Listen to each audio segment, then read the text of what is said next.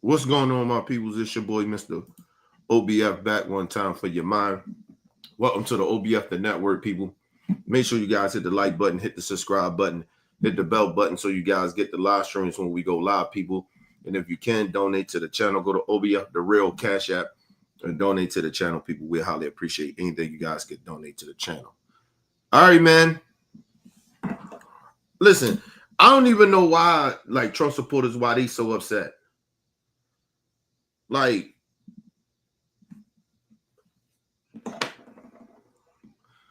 listen, I have heard of Cracker Barrel, but I have never been to Cracker Barrel. I have never been there. So I don't. Okay.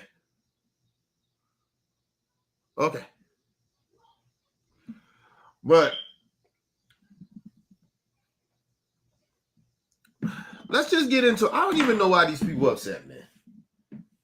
Let's just get into it. Buddy, guys, we got one of the Hanson brothers and the human platypus again. I didn't even know Cracker Barrel was a white people thing. I had no clue. I thought it was a cheesecake factory. Let me know in the comments. And no, Hispanics, our thing is not Taco Bell. That's heresy. That's blasphemous. Let's get into the segment and we'll talk about it. On the all-time list of weirdest culture wars, this one's got to rank pretty high. And for one company, an iconic company, the price that it is paying is also very high. Here's the bottom line, at least we think. Cracker Barrel has updated its logo. You see it right there. The redesigned logo and decor, whether you love it or hate it, is change. It's pretty standard for companies to update from time to time, but not according to Maga. The right is now calling the chain woke, and the stock price fell off a cliff today over it. Some of them are upset that they took away Uncle Herschel. The president's son asked, what the F is wrong with them?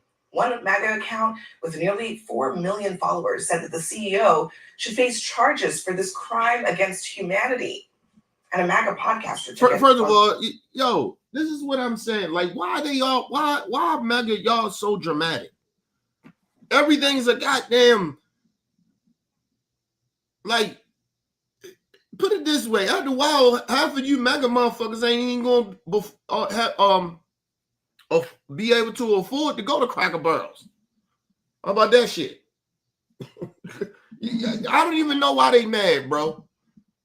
Like, you're going over the top talking about this lady, the CEO lady, should face charges for a crime. What crime?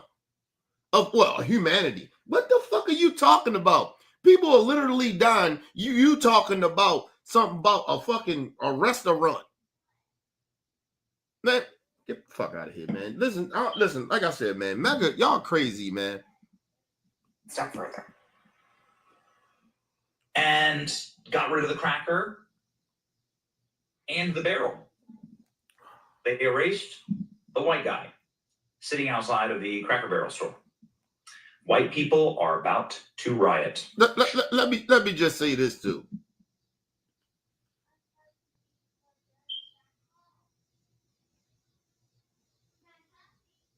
It ain't like they put some gay people up there or something.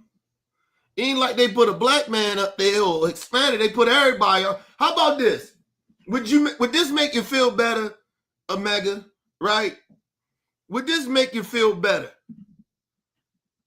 How about we just have every skin color on a sign or something with this old ass white dude?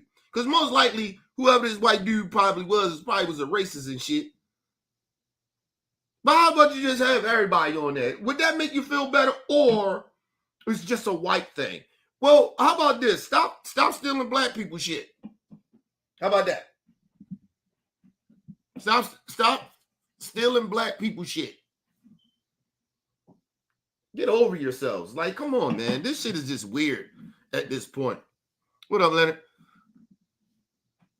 Shout out to brother Leonard in the building, man. Listen, man. This shit is weird.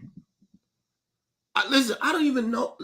Let's just move on. Let's move on. It's getting sticky because the CEO of Cracker Barrel is as woke as they come. She's destroying a great American brand.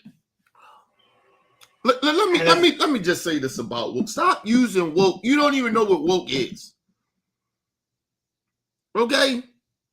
Woke did not stand for just inclusion. It was about staying woke of the injustice that's going on in the black community. It had nothing to fucking do with none of this bullshit. Okay? Like, please stop. Stop using woke. You using it wrong on purpose. It's almost like you might just call her a nigger lover or something. Just be honest. Like, this whole notion that they just keep using woke. That's this woke. That's woke. This woke. That woke. God damn, I done let a net in the house. I can't, in a sense, I can't wait till winter come, but anyway, then it get too motherfucking cold. But yeah, man, like, come on, man. Everything can't be woke, bro. Everything cannot just be woke. God damn, hold on, y'all. Give me a second. This bullshit. Listen, I'm not putting up with these motherfucking nets. Hold on, people. I ain't playing these games today. Fucking net and shit.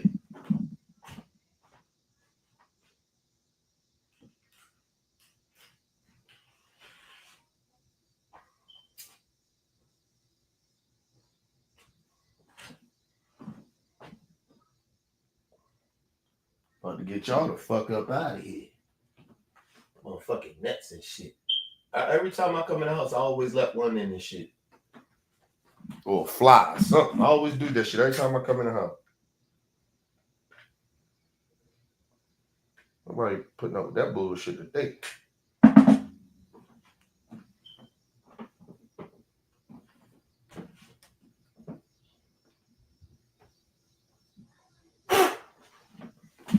Nobody putting up with that shit. Get your asses up out of here.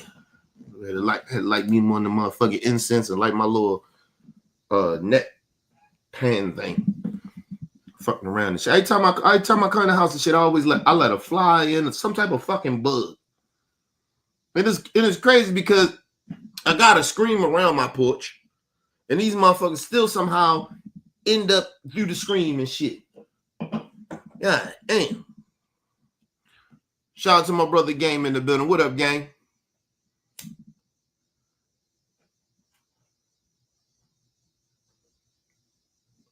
Listen, man, I try to keep it real, man. I be trying to, bro. Like, it ain't even trying to. It's just I try to just be 100, man. That's this. Some of this shit is just weird to me. I think people weirdos. A lot of people weirdos, man. Especially Maga. Maga people is weirdos, man. They're just weirdos. I don't know what the fuck going on with in their life, man. Like, yo, these motherfuckers, yo, you just be just mad at everything and shit. Like, you can't just can't be civilized human beings and shit. You can't just let shit be what it be or accept change. Like, shit happens. People change things. Like, life change. Like, these motherfuckers still want to keep living. Like, never mind. Let's move on, people. It's a satire or what? Like, but yeah, I guess they got rid of the cracker, his words, and the barrel at the same time. And so now it's about to be Civil War Part 2 in the country. Make it make sense. First off, I think it's wrong to paint this as MAGA world is outraged. Sure, there are people in that sphere that are, but I've seen them. First of all, it ain't nobody else. Oh, it's unfair. Nobody gives a fuck about this shit but Maga.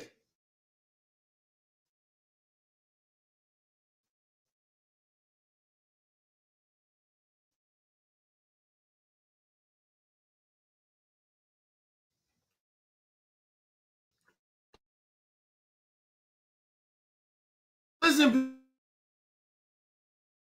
people,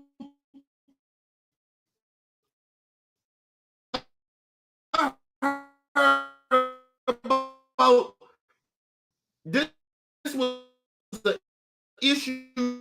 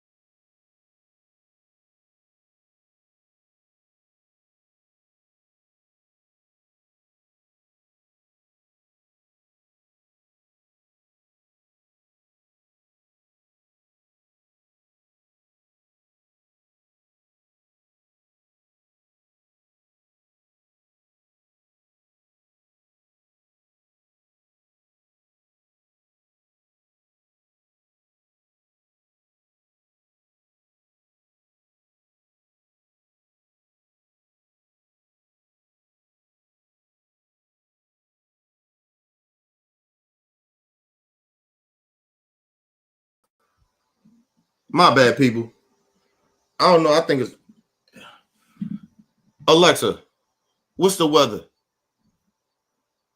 In Baltimore, it's 80 degrees Fahrenheit with mostly cloudy skies. Tonight, you can look for some clouds with a chance of thunder showers. Okay. With a low of 66 degrees. All right. By the way, you have a new notification. Do you want to hear it? No. That's what it is. A fucking thunderstorm coming.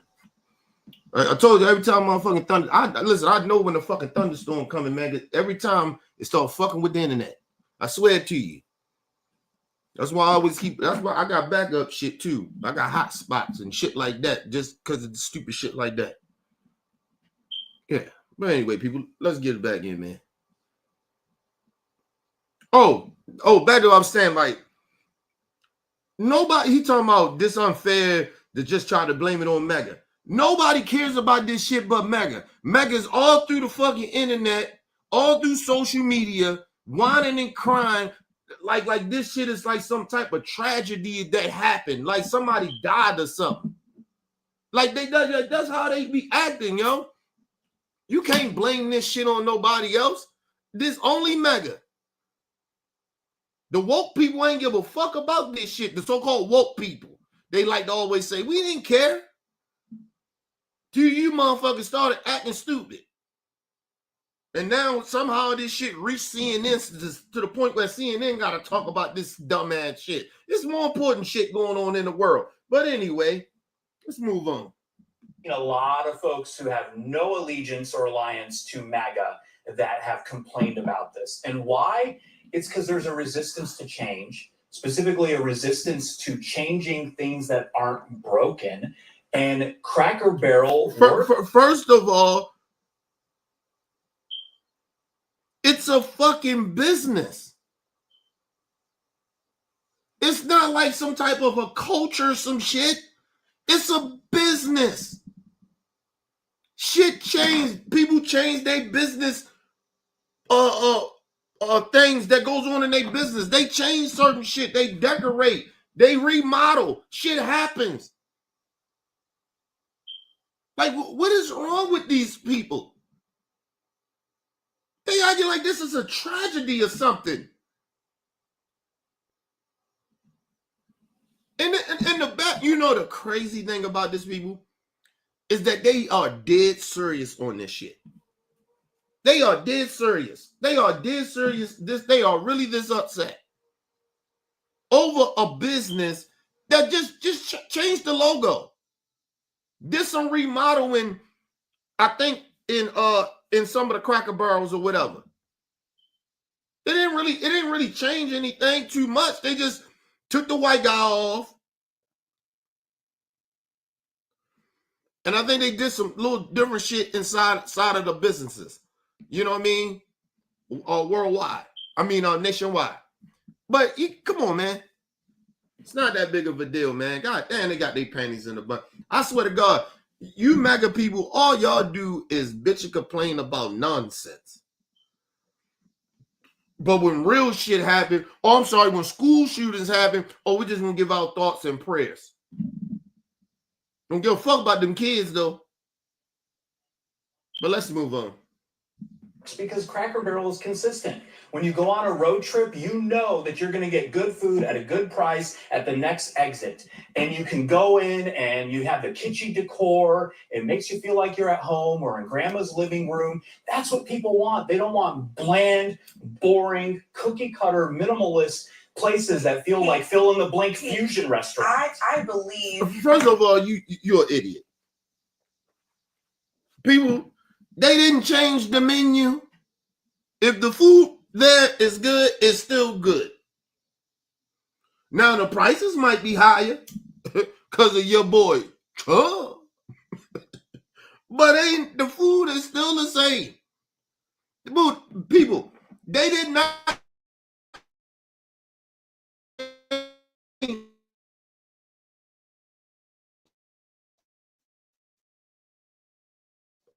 A lot of shit inside a Cracker Barrel.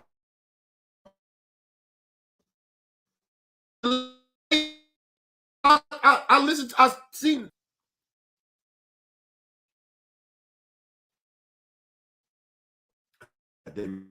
Internet. Me. But I watched. I think it was the Today Show or something like that, and she was explaining like nothing really changed. They just took the wheelbarrow out with the white guy on it, and I think they changed the color of the letter. Right, and the food didn't change. I think she said it was just nothing crazy. They still got the same old thing. It's just they upgrade. Oh, and it's laughable at.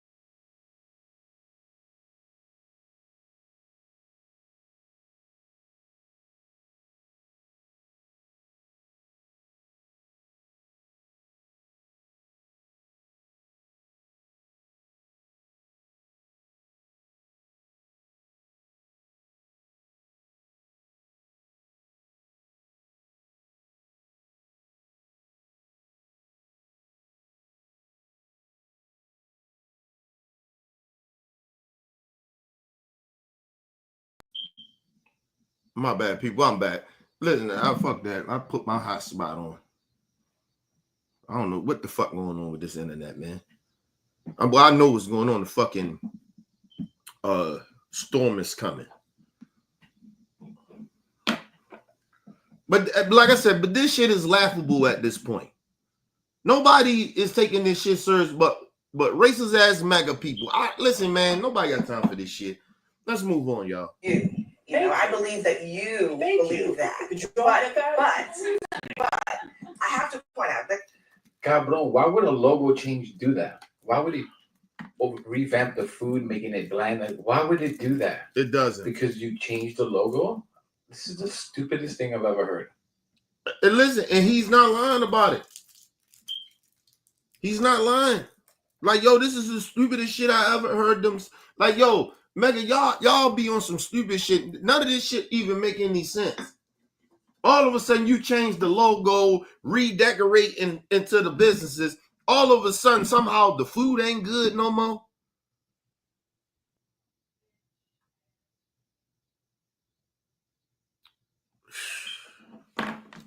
Listen, like I say,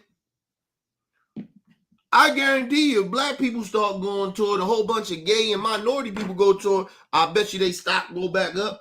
But like I told y'all, a lot of people, black people don't be going to Cracker Barrel, nigga. We don't. Listen, I ain't never been to Cracker Barrel. I don't even know why they give a fuck. Maybe the CEO want to attract the black people and minority people. What's so wrong with that? Oh, I'm sorry. They don't like inclusion. My bad. Maga don't like, for people to be included. They don't like inclusion. They don't like all different types of nationalities. They, only the sellouts. They like sellouts, though. They like sellout minorities and blacks. So, okay. I get it. Because, like I said, I don't see nothing wrong with the CEO dead. I don't eat there any fucking way. But to piss me off, I start telling motherfuckers to start eating that cracker. Black people start eating, and minorities start eating that Cracker Barrel, nigga. Since y'all so mad about Cracker Barrel. And look, instead, like I always tell black people, ain't no reason for us to get upset when they get mad at stupid shit like this. You know what we do? We go and support the shit. That'll make them even more mad. Bitches. But like I said, I don't even know where a Cracker Barrel is. It's probably one somewhere around here in Maryland, but I don't know. That shit. Why you fuck with Cracker Barrels? Just black people don't really fuck with Cracker Barrels like that. We're just being real. So I don't even know why Maga upset. There are two main things. One, Cracker Barrel has not been doing well. I hate to break it to you, but long before all of this, going all the way back. Oh, I'm sorry. Oh, my bad. Abby about to put down them facts. Shout out to Abby. Abby Phillips. Abby about to put that. I'm about to start calling her Abby Facts. Because she bring them motherfucking receipts and bring them facts. She said Cracker Barrel wasn't even doing good. Maga, y'all all upset. Why Cracker Barrel ain't doing good? Yo, I'm trying to tell y'all, man. Anyway, let's move on. Let's see. Shout out to Abby, man. I'm about to start calling her Abby Facts, nigga. Because listen, when these motherfuckers be on some stupid shit, she get to start bringing out facts on their ass. That's why I ain't gonna lie to you. She my favorite person at CNN. On real talk.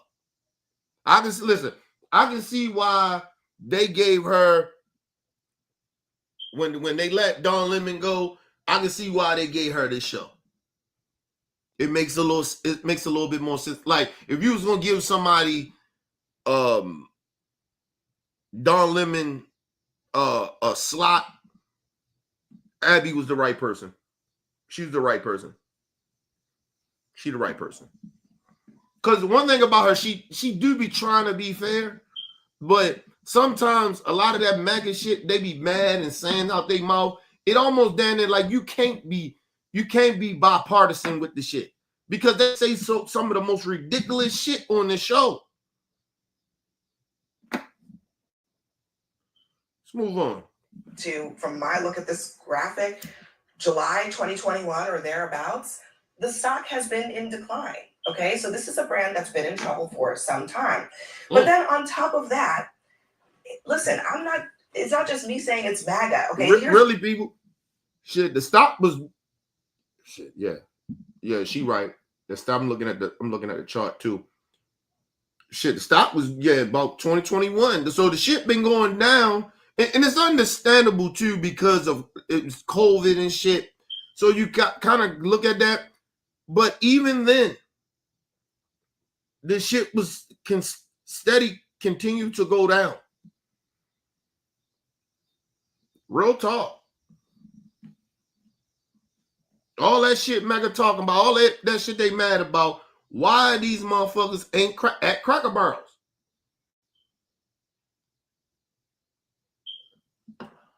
Listen, nobody's gonna sit around and wait on you motherfuckers to come out. Listen, racist white people, y'all destroy shit. Y'all don't uplift things.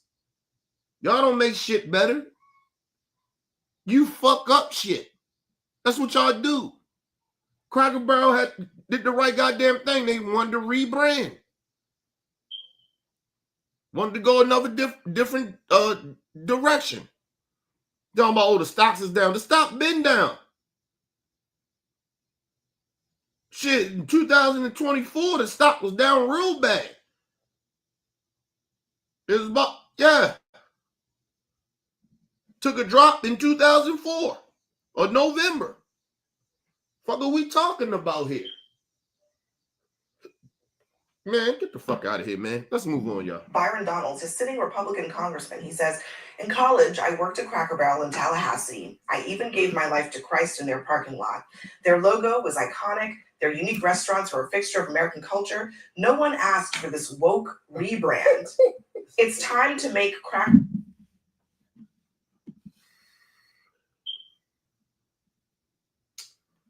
Yo,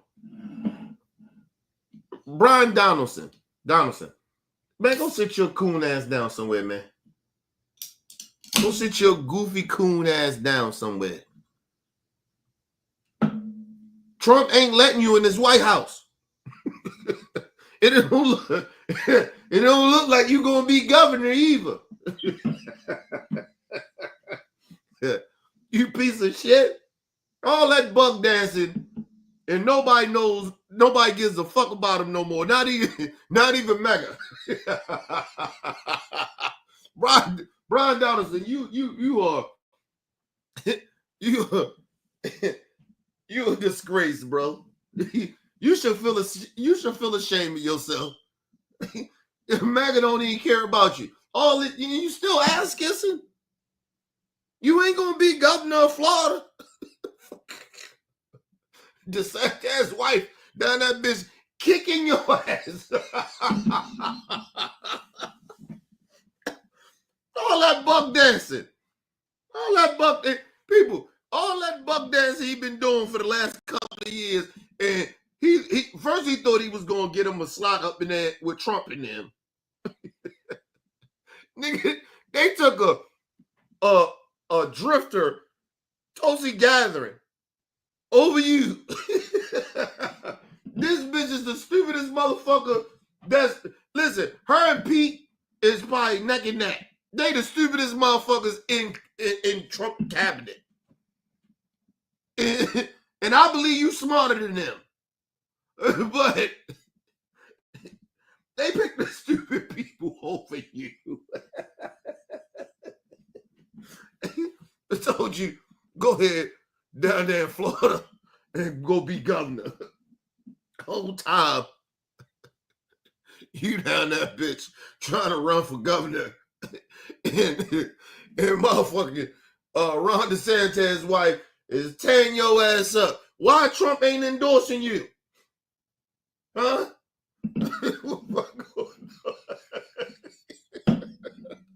Fuck going on? You come out here with this bullshit. Nobody asked you to coon either. Oh, I'm sorry, they did. The white racist MAGA asked you to coon for him. You bitch ass nigga. I swear to God, he a bitch ass nigga.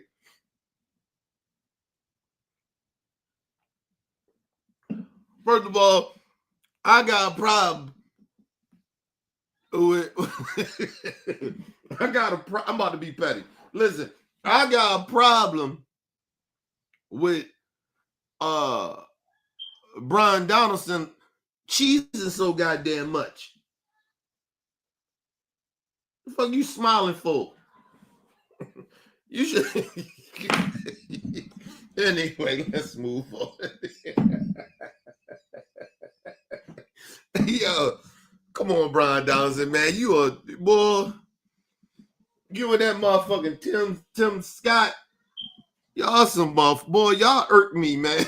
But listen, I gotta laugh at y'all and shit because y'all are a disappointment, bro. Y'all hurt too much. You gotta laugh so you won't cry, people. Like seriously, I gotta laugh at them, man. Shit is ridiculous. Barrel great again. Not A everything. woke rebrand? Not every. Oh, Byron Donalds, where you been hiding? They don't need you anymore now that campaign season is over. Come on. Oh, Byron, maybe your daddy Trump will save Cracker Barrel for your precious white culture. I said I would do this every time Yo, Brian Donalds is mentioned. And let me tell y'all something. You know what the bad part about this shit was? Like they made Brian Donaldson they promised him a cabinet position. If I'm not mistaken, I think they might have chose Tulsi Gabbard over him or Marco Rubio over him. Right? I can see Marco Rubio. Marco Rubio, even though he a coward, he's smart. Right? But Tulsi Gabbard, nigga. So they did that shit, and then they said, "Oh, we ain't got nothing for you." They made this motherfucker actually lead Congress because he was a House representative. Lead Congress to go run for governor in Florida.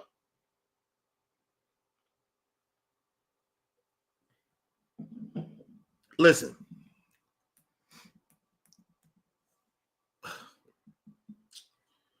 Yeah, man. That's sad, bro. Brian Donaldson, you should feel a certain type of way about that, bro. They just did you grimy like that.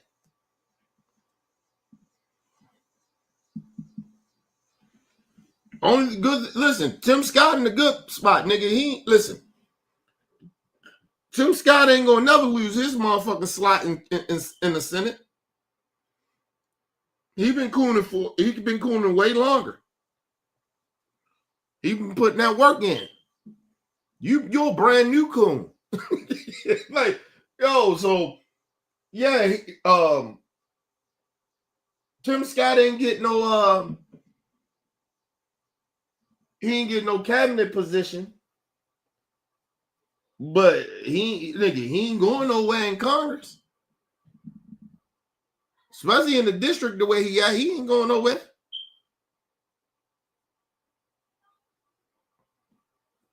Don't look good. Don't look good for you, Brian Donaldson. All that cooning, nigga. Comes on. I won't ever let him live this out. DJ hit that track. Ability that we were asking for. Daddy's back. So and that's what you're going to see. So you just touched on it. Is tomorrow the deep? Come on, Byron. Imagine he fought for black people the way he fights for effing Cracker Barrel. And let me say this. You know, I'm looking at Brian Donaldson and shit, right? He got all these grays and shit. He didn't have this shit probably about 2 years ago. Right? Maybe about two almost close to 2 or 3 years ago. Right? He didn't have no motherfucking gray hairs. This motherfucker got more gray hairs than me. And I'm older than him. I'm probably like a good 7 to 8 years older than him. Y'all tell me in the chat how old Brian Donaldson is. This nigga is way too young to be having gray hairs like that, bro.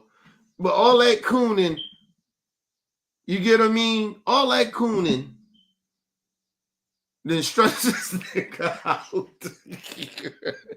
Yo, I will be stressed out too from around a whole bunch of goddamn racists. Trying to fit in and shit, kiss ass. I'm just like y'all, you know. I'm not like them other niggers.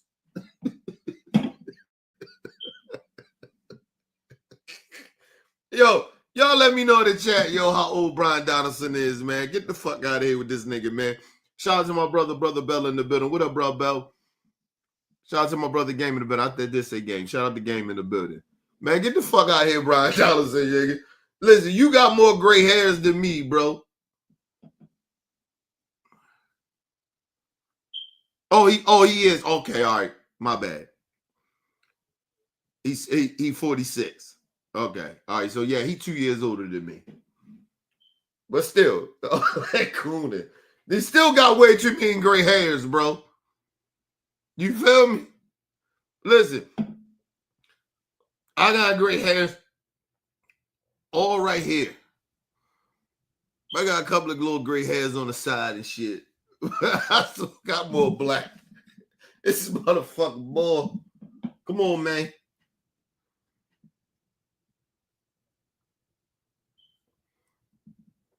Shit, people, I'm waiting for me to go, and I got some up here. Listen, I'm waiting for me to go fully all gray. I want that silver look, nigga.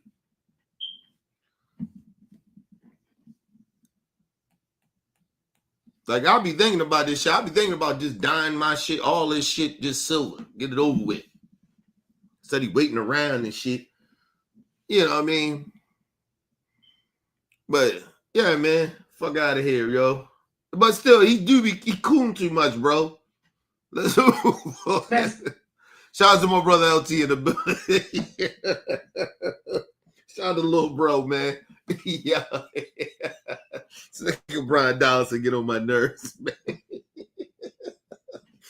Let's move on. Black people were doing better under Jim Crow, so he has a bit of a ways to go. Everything is woke. I think we're abusing the term a little bit too much where it's losing its meaning, and that's really important because some things actually are woke. And we should call it like it is. First of all, man, you don't even know what the fuck woke mean.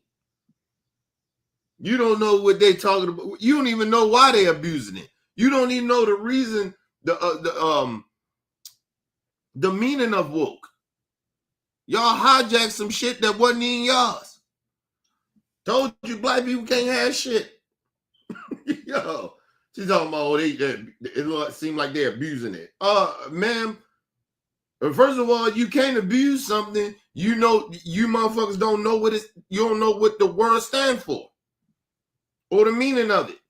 So how the fuck you gonna abuse something? I don't get offended when y'all say woke. I genuinely don't. Call me woke. I'm woke, nigga.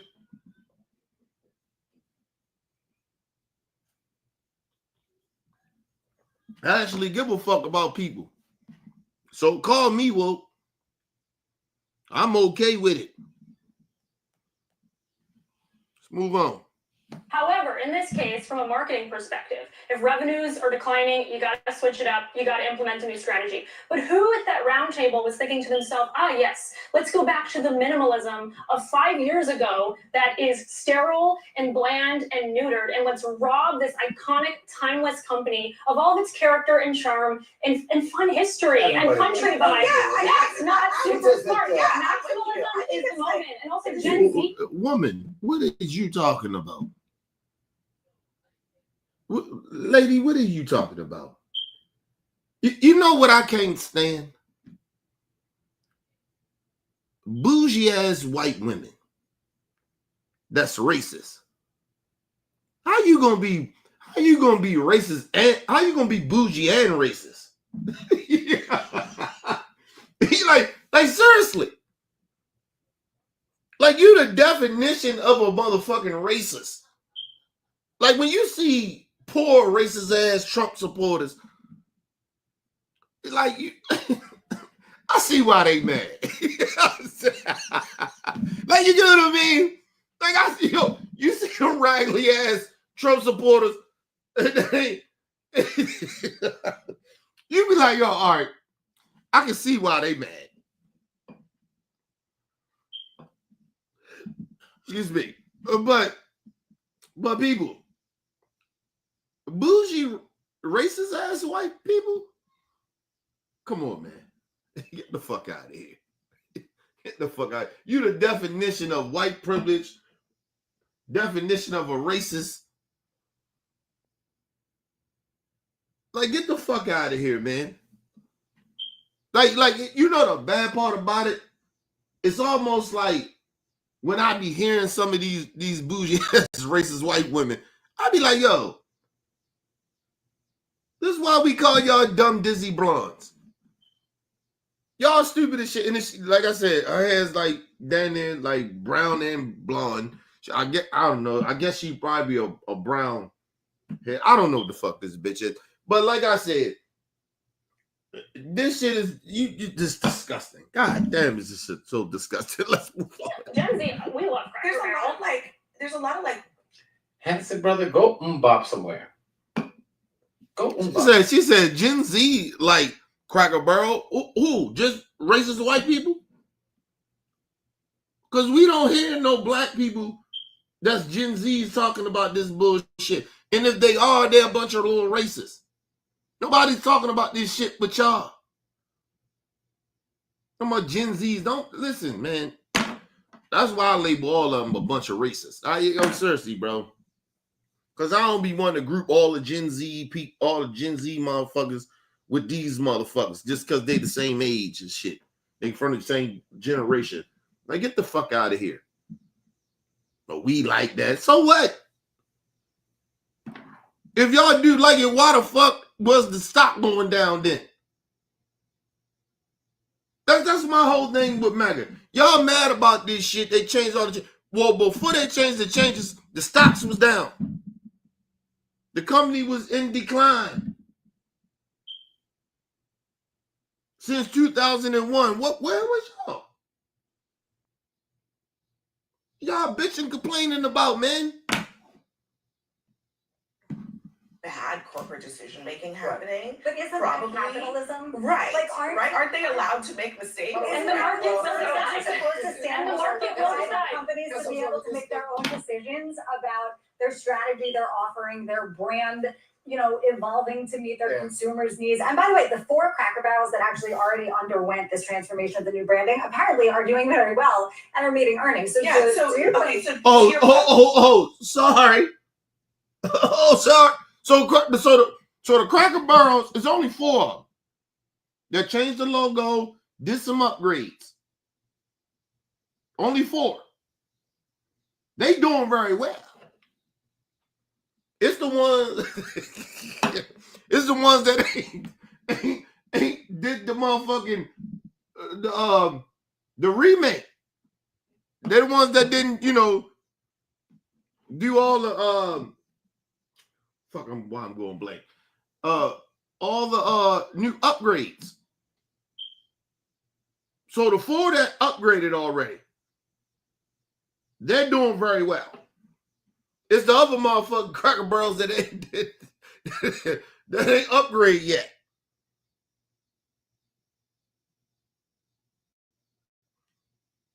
Because like I said, that shit costs money. I don't know how many Cracker Barrels it probably is, but it's a chain, so they probably got at least 200-300 motherfucking Cracker Barrels around the country. I'm just ballpark figuring here. But come on, man. The 4 that's doing good, the 4 that did all the upgrades, they're doing well. So, like I said, that's why I'm mad. Listen, never mind. Let's move on. Listen, black people, find a Cracker Barrel. Go to Cracker Barrel. Let's start going to Cracker Barrel. That'll make them mad. That'll make them even more mad. Let's go to Cracker Barrel. I ain't never been there, bro. I'm telling y'all, my people, I ain't never been there. And I believe it's probably a couple in Maryland, maybe. I'm from the hood, man. I grew up in the hood. Man, ain't no Cracker Barrels in the hood, nigga. Not that I know of. Like, I'm just being real.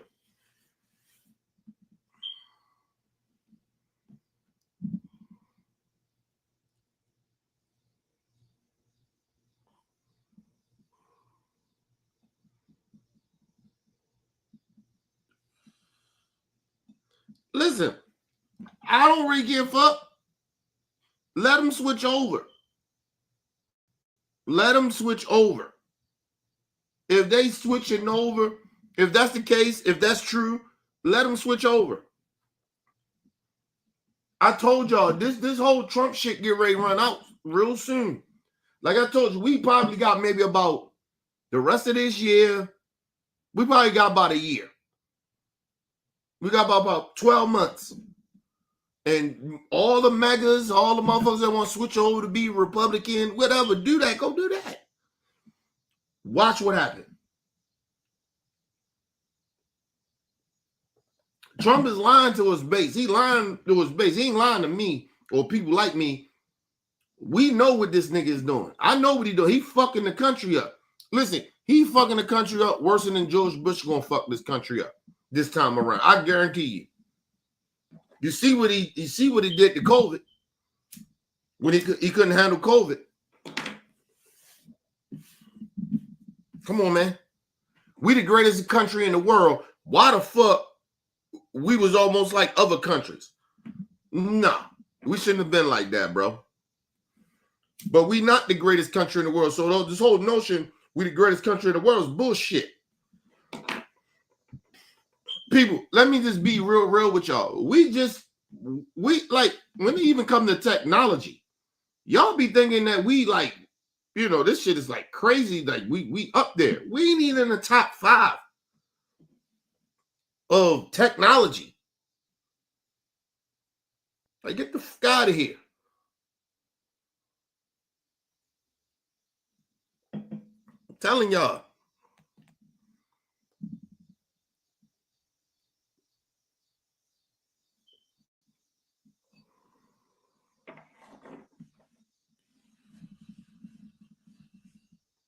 Let's move on. Let me play what the CEO said because she kind of spoke to that. Let's listen to this. I think what's important is that we are listening to our guests. We're doing this all for them. What they've said is they love the new seating. We're adding in booths, making the chairs more comfortable. But what's important is things that people love about Cracker Barrel. The soul of Cracker Barrel is not changing. The rocking chairs are still there. The fireplace is there. The peg game, all the things that make Cracker Barrel, the vintage decor, it's still there and it's working. The results affirm that we're headed in the right direction. What if all the and listen, and let me say this. The CEO can't lie because she gotta know this shit. So for Maga to be they mad about some shit, that's them.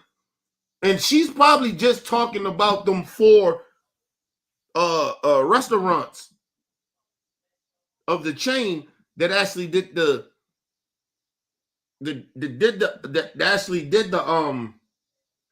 upgrades, right? Did the changes.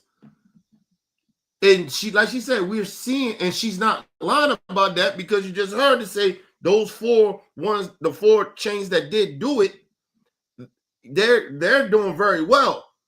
So why are we listening to Maga? What the fuck we listening to Maga for? Maga don't know nothing. Maga get ready to destroy the country, get ready to fuck the country up. So what the fuck we even listen to Maga why they upset about something? Why should we even care? They don't know nothing. They vote against their own livelihood. How the fuck we supposed to? Why would we listen to them? They believe in a pedophile. What the fuck? I don't give a fuck what Maga talking about. Listen, black people start going to Cracker Barrel. Fuck Maga, bro. Like they don't know nothing. These are stupid people. Fuck are they upset about? It's a restaurant, nigga.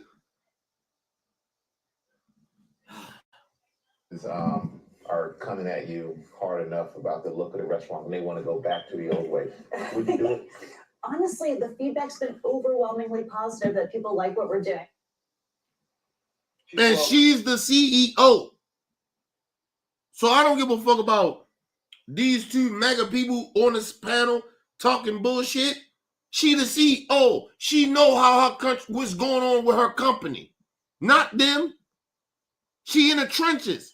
How you gonna take advice from people that is siding with a dude that's fucking up the country? Why would we listen to y'all? Maga, I'm dead serious about this. Why would we even hear y'all out in anything? You don't have no morals. You vote against your own livelihood. You listen to people that tells you lies. So, in conspiracy theories, why would we listen to you in any way? Black people, we gonna start going to Cracker Barrels. I'm gonna keep saying that shit. We going to Cracker Barrels, nigga. Listen, I'm about to find out where the nearest Cracker Barrel is, and I'm going there just to eat. And I don't go out to eat like that, nigga. I usually cook my food. I grill my food. So, because I like my shit a certain type of way. But I'm going to Cracker Barrels, nigga. Just because I know they upset about it.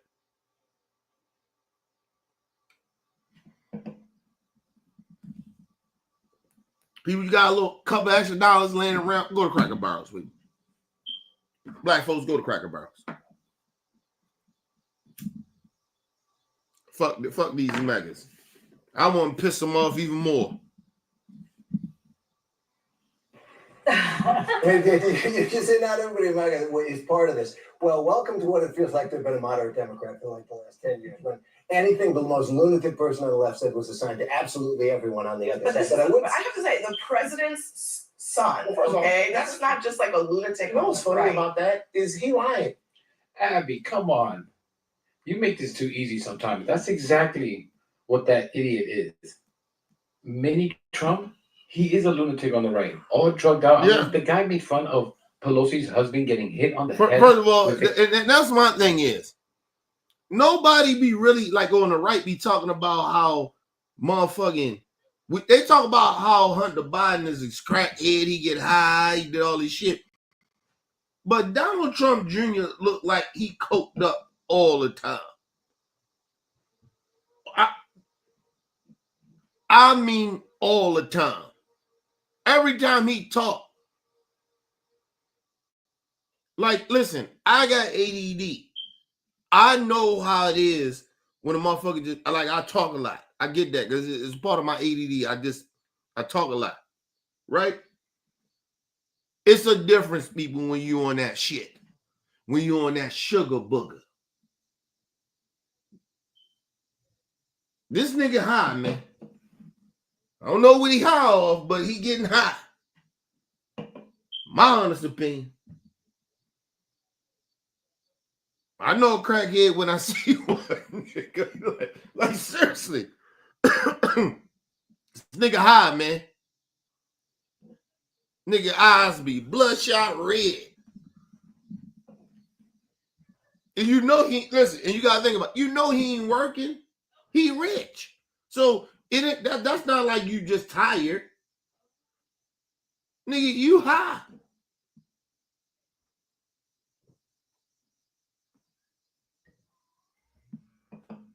You know he don't do no labor work. What the fuck is your eyes bloodshot red for? You ain't you ain't did no labor work, nigga. Your whole entire life, you ain't never did no labor work. You've been privileged your whole entire life. What the fuck are you tired for?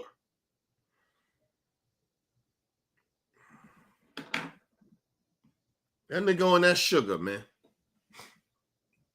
Oh, did y'all hear about Tiger Woods fucking with his ex-wife? he trying to marry Donald Trump Jr. ex-wife. Tiger Woods, you know what? I'm gonna say this. I gotta respect Tiger Woods. He know black people don't fuck with him no more. I respect that about him. I think he know that black people don't fuck with him no more.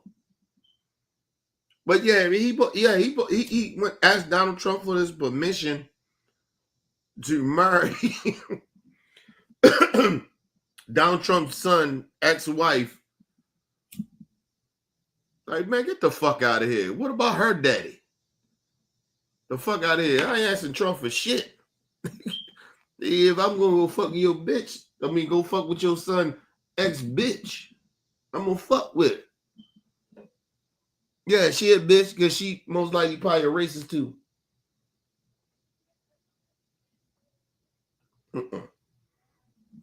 The fuck out of here. Tiger Woods, boy, you done fell off, nigga. You still don't want to go fuck with a sister, huh? White bitches been fucking your life up. And you and you still want to go fuck with them white bitches. Go ahead. Yeah, nigga, do you, man. Do you, bro. But listen, hey, Tiger, let me give you some advice. Maybe, just maybe, you may need to go fuck with you and get a relationship with a black woman. Just saying. And if you don't want to fuck with a black woman, maybe you go ahead and fuck with what is your mama? Is she Korean? She Korean or Japanese? Let me know in the chat, people, if what Tiger Woods' mom is. I think Tiger Woods' mom is Korean or Japanese or some shit. I mean, go fuck with a Korean or Japanese woman. God damn. Keep fucking around with these white girls. Nigga, come on, man. This shit ain't working for you, bruh. This shit ain't going. This shit ain't gonna go well. I tell you that shit. Well, listen, I can't say that. I ain't gonna say that. It might, because it's Tiger Woods, man. A hammer. And did it multiple times. He is a lunatic on the right, no doubt about it. And he don't know nothing about Cracker Barrel. He did not grow up with Cracker Barrel. He has no clue. They're not dipping the crackers into caviar. He don't know nothing about what he's talking about. He has no clue. There's a lot of people. This is the thing that annoys me about this the most. And listen. And shout out to Van Lake. Listen, he right. This is why I'll be understanding about Maga. Like these poor Magas be listening to these rich Magas. Like they actually be eating that Cracker Barrel. They don't. They don't be eating where you eat at because they're not poor. They don't eat at your restaurants. Yo, seriously. It was like, motherfucker said, well, Trump eat at McDonald's. That's Trump. But you don't think Trump 99% of the time be eating at some fancy restaurants? You think he just be eating McDonald's all the time? Fuck no. That motherfucker probably get special burgers made for him. A lot of the times. Yeah, here and there he'll pop up, eat some McDonald's and shit. Is he a fat pig?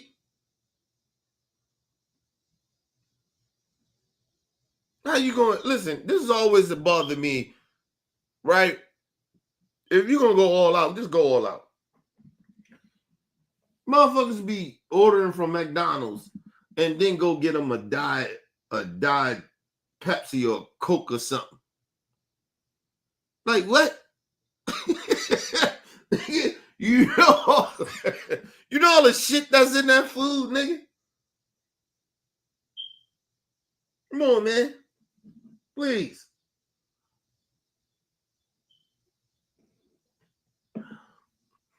You know the bad part about it, because, I'll be 100. Listen, my daughter and shit, trying to get her to stop eating from McDonald's, bro.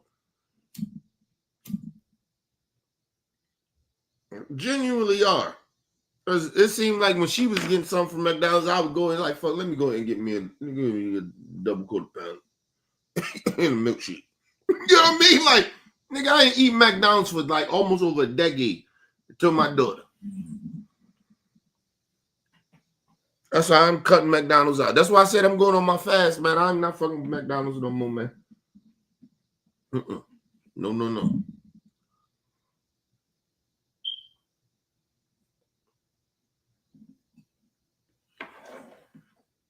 I'm not fucking with McDonald's no more. I just bought me some fresh fruit. I'm gonna cut it up tomorrow. And I take my daughter to and my wife take my daughter to school, first day of school tomorrow. Take her to school. Come home. I'm gonna cut that fruit up, make a fruit salad. I'll be eating that shit. Every week I'm getting me some fresh fruit.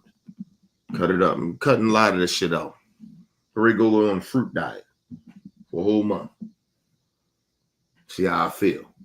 You know what I mean? Because if I do feel good about that, a lot of that shit I'm gonna cut out eating. You get what I mean? But yeah, man. Motherfucker don't eat that Cracker Barrel, man. Listen, that's what you should ask him. When last time you ate from Cracker Barrel? That's what you should ask Don. That's what you should have somebody in a response to him on Twitter or whatever the fuck when he put this shit out, wherever he put it out, asked him, when the last time you had a Cracker Barrel? That's why I said I didn't even think this is an issue because black people don't even really fuck with Cracker Barrel like that. Like, I'm just being real. So what y'all mad about? Let's move on. Like, stop giving them stuff to cry about. Like, I get it. Like, this whole thing, I understand that the want is to continue to move and all of this, but now we get stuck on another meaningless cultural war. But there's real stuff that's actually I'm asking you going on a serious note, and I'm sorry to have interrupted you, Terry, but on a serious note, the undercurrent of a lot of this is that this is a company that no longer has a policy of not hiring LGBTQ people, that has tried to create a workplace environment that is welcoming to all of its employees. And for that reason, people like right-wing activist Robbie Starbuck are saying that they are woke. There is an undercurrent that if you acknowledge the existence and perhaps the humanity of people who are LGBTQ or whatever, then suddenly you become woke and suddenly you become entitled to this kind of backlash. This is a weird friend. Hold on, and let me say this too. Can we just stop? Listen, I know that Abby is doing her job, right? She knows the real answer. To her core, deep down in her, she knows. She's just asking the question just to throw it out there. I get it. But this is not even like a real question to me. Like, you know why they hate gay people. This ain't no like, and they can sit there and lie and pretend and all that other shit. Like, my thing is with racist white Magas, why y'all think everything's for y'all? But you and then like I said, you gotta understand, they didn't like civil rights. They don't like that black people be amongst people. So why do you think they like gay people? They don't even like black people. That's why I be trying to get to all the other minority groups. Like, yo, if they don't like us, you think they really like y'all?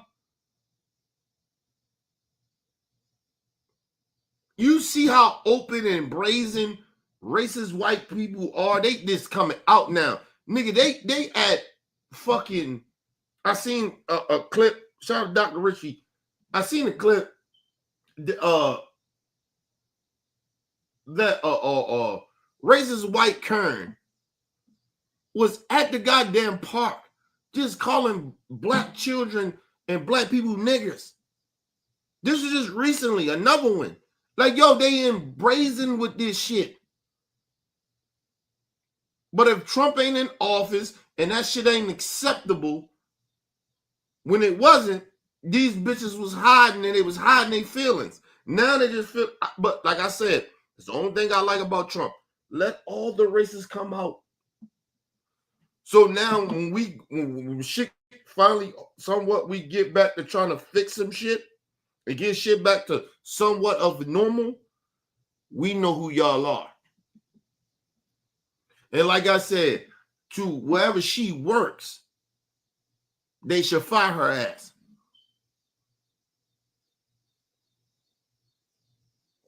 Because now you know, because regardless, whatever the situation is, let me explain something to y'all. If I'm mad at somebody that's a different race of me, I don't go to the lowest denominator to where it's something that offends them because I'm upset at them. So let me say this to racists. You go to something to hurt this different race of person because you upset at them for whatever reason, but you go to the lowest denominator to disrespect them, to call them out their name so you know to hurt them. But then you'll tell us, oh, I'm not racist. Well, why you call a person a nigger? Why you call children little niggers? Don't try to don't try to play me and act like I don't see the racism. Oh, I'm not a racist. I just was upset. I don't get upset every time with a white person and call them a fucking racist. We're just having a disagreement. My first reaction, no lie to you, if some white person get to start talking I don't give a fuck who it is, you get to start talking a certain type of way to me, I say, hey man, I don't play that shit, I smack the fuck out you. That's my first reaction. Not because you white, not because you're a different race, but you notice all the racist white people, they come out, they hit below the belt, they tell you how they truly feel. You can't tell me. I just got mad at somebody for whatever reason. It wasn't even about race. And the first thing you did was to call me a nigga. If and then try to turn around, oh, I'm not a racist, I just got upset. Okay, cool. So you're a racist. I get upset at white people all the time. That don't mean I call everybody racist.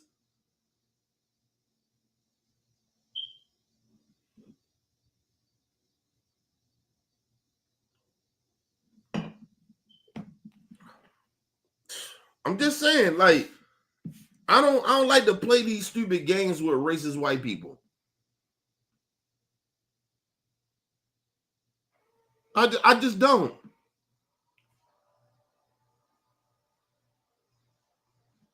Sorry. And you can't tell me, oh, I was raised a certain type way, I grew up this way. You know shit is not like that no more. So why are you doing it? Why are you saying these things? I was raised a certain fucking type of way. I don't be out here saying the F word to gay people because I get upset at them. I don't try to demean them because they gay. Like, what the fuck is wrong with these people?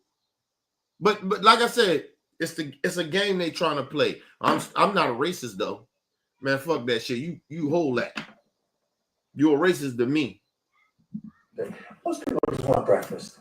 You know, I mean, they really don't want to fight about who's, and they're live and let live. We are fair-minded, decent people. We're mostly live and let live. You go in, you see somebody who's maybe different from you at the Cracker Barrel, we're gonna storm out. You know, it's fine. How dare they have somebody stay in there? Actually pandering, and I will say the reaction to this is to hire someone. Well, actually, by basically saying that we are going to be overtly progressive in our posture. They're allowed. That's a corporate decision that they are allowed. Let me say this too. They like to say this progressive, all this DI, all that shit woke. Man, we just don't live amongst just white folks. We live amongst the gays. We live amongst the other minority groups. It's black people. We all. You think you all supposed to just get treated? This is what black people be talking about, the white privilege. Yes, listen. You want to see somebody that work there look like you. What's wrong with that? God damn. And ma'am, and do you understand? By you having a problem with that, that shows your racism and your bigotry and your homophobic shit. What the fuck are you upset or some gay people working there? I don't give a fuck. We at a restaurant, nigga, I don't care. It's a gay waitress or a gay manager, I don't care. Could be a gay owner, I don't care. They could be black, white, whatever they are. Long as the food is good. Long as the customer service is good. What the fuck are you talking about? But like I said, it shows their true racism and bigotry and homophobia. And they don't even, and the bad part about it, part of them do see it, but a lot of them don't. They don't even see that they're bigots. They don't see that they homophobes. They don't even see that they racist. They got no fucking problem with a gay person being my waitress. The fuck is wrong with you? God damn you motherfuckers, something wrong with y'all, men. Who the fuck is that upset? A gay person is serving me my food. What? Then they got their gay colors and they can be proud.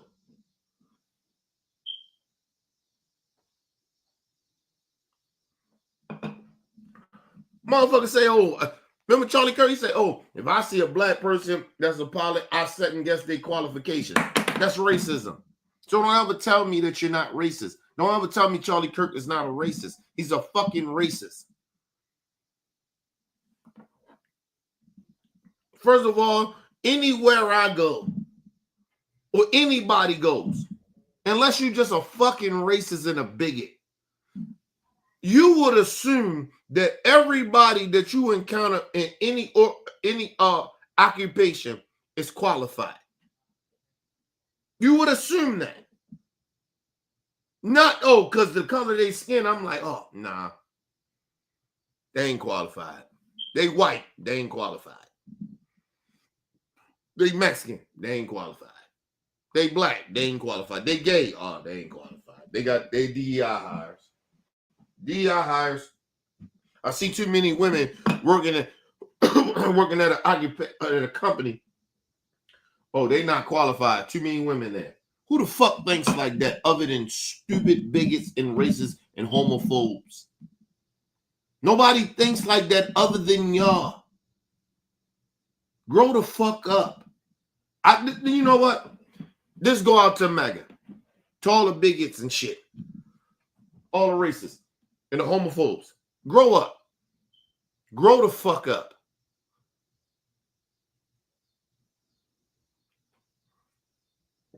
You keep claiming that you're adults, but you don't act like one. Grow the fuck up. Yes, I was raised a certain type of way too. I'm a grown-ass man. I know better. And it's not our fault that you, even if you don't know no better, it's not the rest of our fault because you didn't grow the fuck up.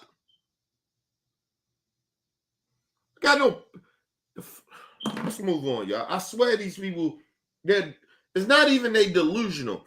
It's that they keep acting like when we call them certain shit, that's not what I am. If you act a certain way and say certain shit, what the fuck what are you then?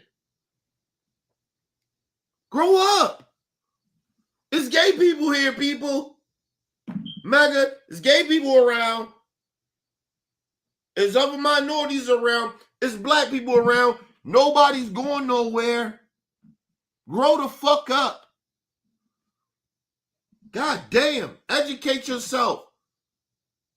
Stop being a bunch of fucking stupid racists and bigots and homophobes. Stop.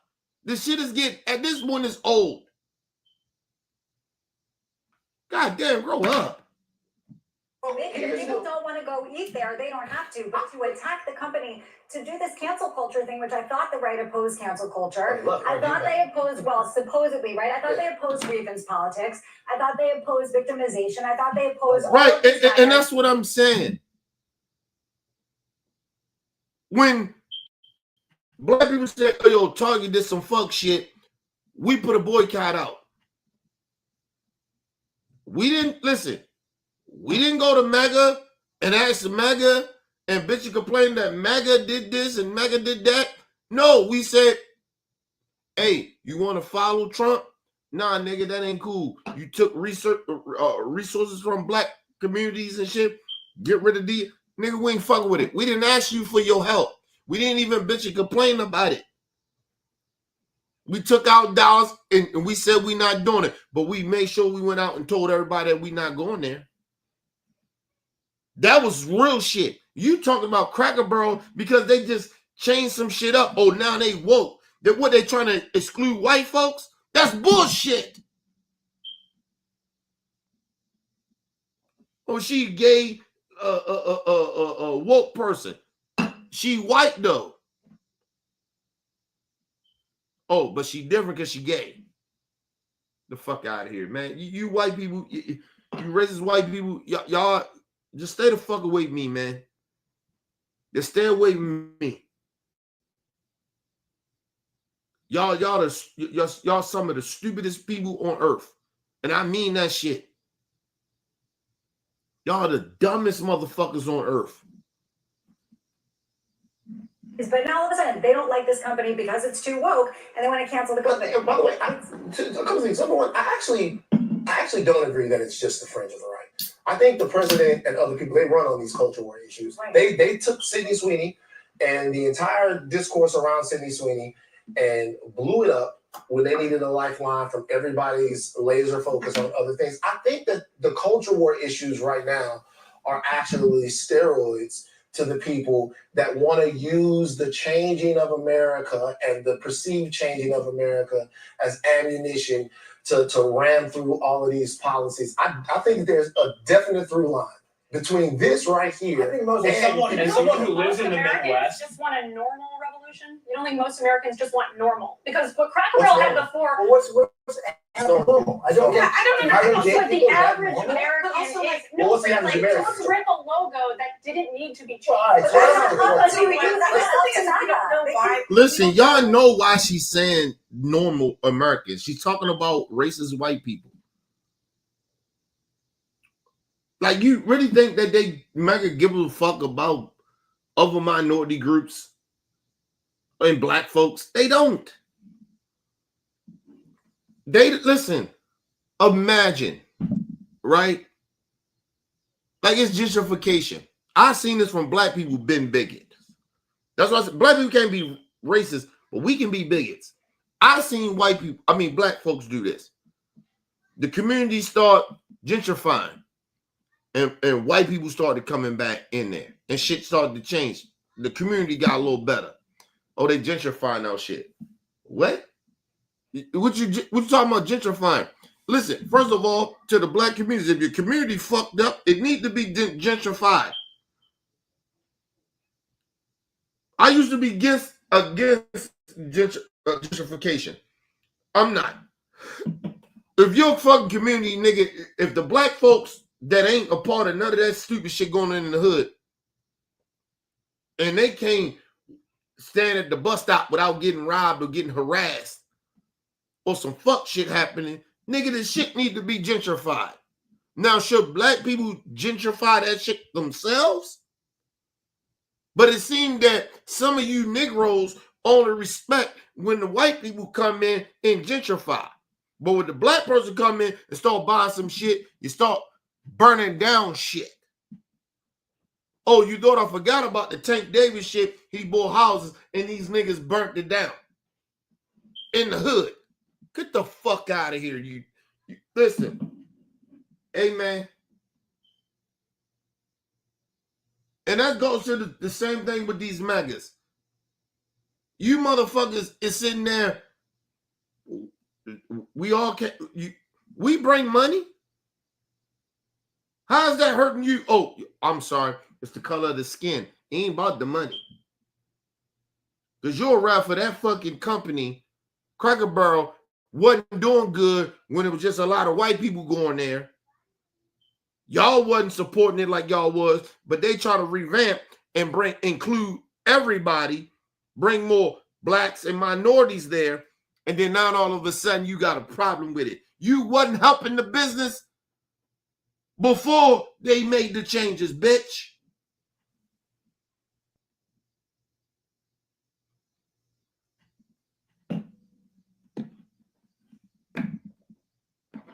This is what we dealing with.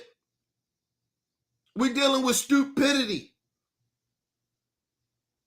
The whole listen, I told y'all it's more than half of the country that's stuck on stupid. More than half of the country is stuck on stupid.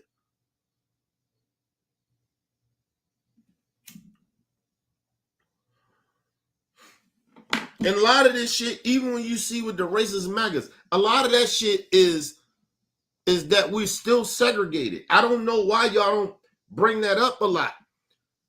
Or think about that, my people. The country is still segregated. That's why these white racist MAGAs is upset about Cracker Barrel. The fuck are you mad about that for? They mad about it is because now they want to include, they want to bring other people in. Other people that's going to spend their money. But these are the same stupid motherfuckers that let the fucking company go down. If that was a white thing, why did it stop? It was down. Why didn't it go up with y'all? It's a fucking corporation. You don't get to dictate. You motherfuckers didn't bring no money in, so they looking for other new money. The fuck wrong with y'all? Why? That's exactly right. Handsome brother, what is a normal average American? We all know what she meant. We all know what she meant by that. The normal white American. She almost let the masses. Because like I said, if you don't have common sense, you don't know what she's talking about or what she's hinting at. I told y'all, just my black experience. I never been to Cracker Barrel. I don't even know where Cracker Barrel is in Maryland, and it might be one. I just never been there. That's some white people shit. You know what this bitch is saying and what she's talking about? The bitch is actually being a racist on national TV. What is a normal American? What's normal? What is a normal American to you? They kept asking her, the bitch deflected. She never said it. Because if she really said, because the statistics will come out and tell you, a lot of black people don't go to Cracker Barrels, nigga.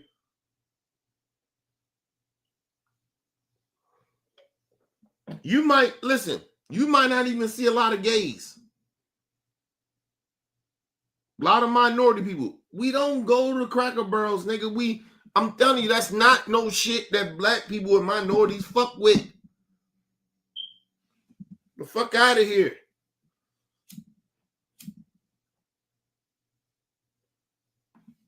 Nigga, they used to get they was mad at McDonald's at one point in time. Listen, I'll put it this way. Let McDonald's change Ronald McDonald black or gay or anything like that. They just put the support out for gay. I guarantee you they get mad about that. They get mad at McDonald's. But like I said, a lot of you fat ass, overweight, racist ass, poor ass MAGAs, you still gonna go take your ass to McDonald's, you bitch. Because that's most likely that's what only you can afford. The fuck out of here. Like I told you, I ain't been in fuck with McDonald's for like 10 years. Only reason I started eating when they got my daughter.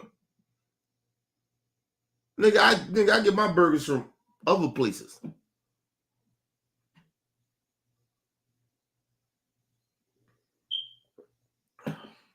I used to fuck with Burger King, but Burger King, they've been slacking. Like they I guess it's just the Burger King where I'm at. But then I went to other Burger Kings and their food never hot. Good for you, but because it's grilled, but the food be cold. Not be hot. And like I said, it could just be the area I'm in. But I used to fuck with Wendy's, but I found out that Wendy's owner support Trump. I stopped eating there. Because they chili is the shit. I ain't gonna lie to y'all. But I had to let it go, Nick. But that's what I'm saying. Like, fuck out of here. But don't you worry. We all can see you guys from miles away. You guys think you're slick. So don't you worry too much about it. And I have to say this, sorry, Hanson brothers, the real ones, to have to associate her with you guys, but I just had to. It's uncontrollable. I mean, come on, Bobby, look at her. Why did they change the logo? I don't understand. I mean, the assumption here is that they took the white guy off the logo, but maybe they just changed the logo and simplified it. I don't know. I They mean, said we they just went actually through don't multiple know. rebrands. But They now had the lobby 5 looks different like Holiday Inn, logos. which is weird. People don't have to like the logo, and maybe they'll change it back. But like, it's Pete, you were saying. Well, I just wanted to say, as someone who actually lives in the Midwest, in the heartland of America, I have a lot of friends who are watching tonight. When they saw the intro and we were going to talk about Cracker Barrel, my phone blew up. And they said, I am so angry. I hope you express that anger. They're actually, they're in touch with what They're people allowed are to be talking about upset. and upset with. Are They're they? angry. Have they gone to Cracker Barrel in the last year? I haven't asked them, but I'm I mean, sure I they think have. that would be very important because I do think that there are a lot of people who are going to get And, angry about and that's the thing. If you ain't been well, put it this way: a lot of them ain't probably been going to Cracker Barrels because we know that Cracker Barrel stopped been going down since 2021.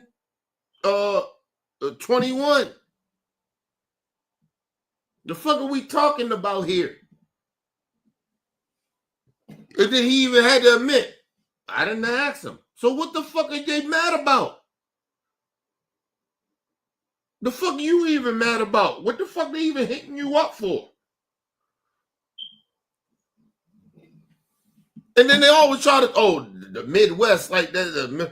Man, get the fuck out of here. America is America. Get the fuck out of here. You try to act like they more American in the Midwest or they more American in the South. That's like somebody from the North talking about we more American than anybody else. Get the fuck out of here with that bullshit.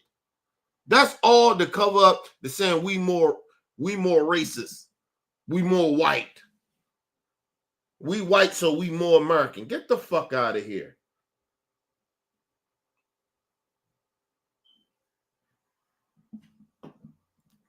It always, what always bothered me when like Kentucky and like some of these white states, like they're more white than anything. They probably 75, 85%. And then try to act like they ain't racist. Bitch, y'all don't hang around black and minority people like that.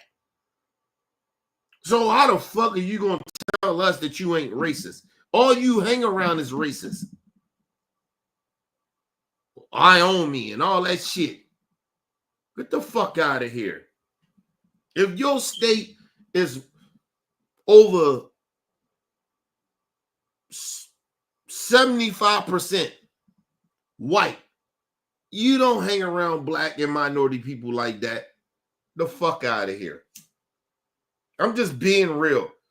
Listen, in a state that you know some shit is okay to be at sometimes, right, is when black people are at least a good 20 to 25. Other minorities are good 25 to 50. White people, if white people is over 50%, maybe even 70. Like if they like, I say 60, if they over like 60%, 65%, I say 70. If they like 70% is more white people, they don't hang around black people like that. The fuck out of here. That's why they talk about woke and all this other goofy shit. And I guarantee you the state is most likely racist.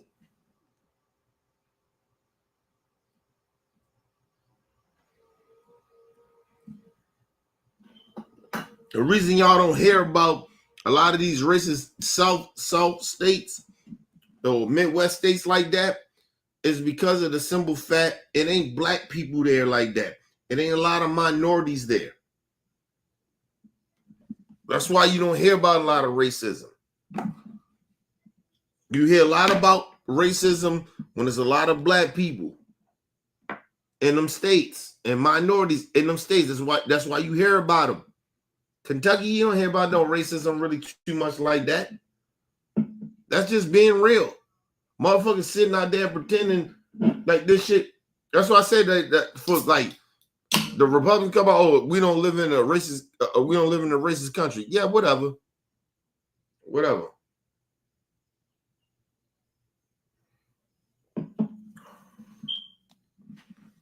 Go some to them 75% white states. They catch random black people. You have to go in certain spots because it's very segregated. It's very segregated. Go to some of them spots.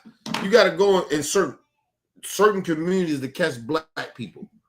You may catch a random black people with the white folks like that. You always gonna, or minorities, you gonna catch that. But it ain't gonna be a lot. It's gonna be a whole bunch of fucking racist ass white folks trying to pretend that they ain't racist. The fuck out of here with that shit. These things, but they're not stepping foot in a Cracker Barrel. So you think this rebrand Okay. is going to get people in the door? I'm not saying that. I'm just saying the CEO is saying that it has been positive. First of all, they already, the four that they, bitch, has you been listening? The four they have upgraded. They're doing better than the old ones that ain't did the upgrades yet.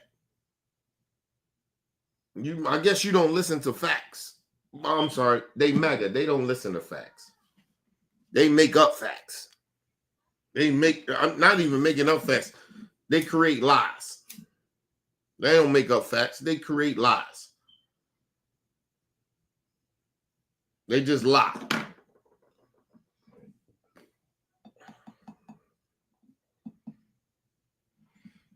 They only made the changes in 4 fucking businesses, franchises. That's all they did. And four businesses. Excuse me. Local shit. Like certain shit they did. Other than that, they haven't like went crazy with it. Like they haven't been everywhere. And I think Cracker Barrel, listen, I believe Cracker Barrel probably got like 200 to 300 spots, maybe. I could be wrong about that. I told y'all in the chat to let me know how many, look it up for me, how many Cracker Barrels it is in the United States. But yeah, man, the fuck out of here.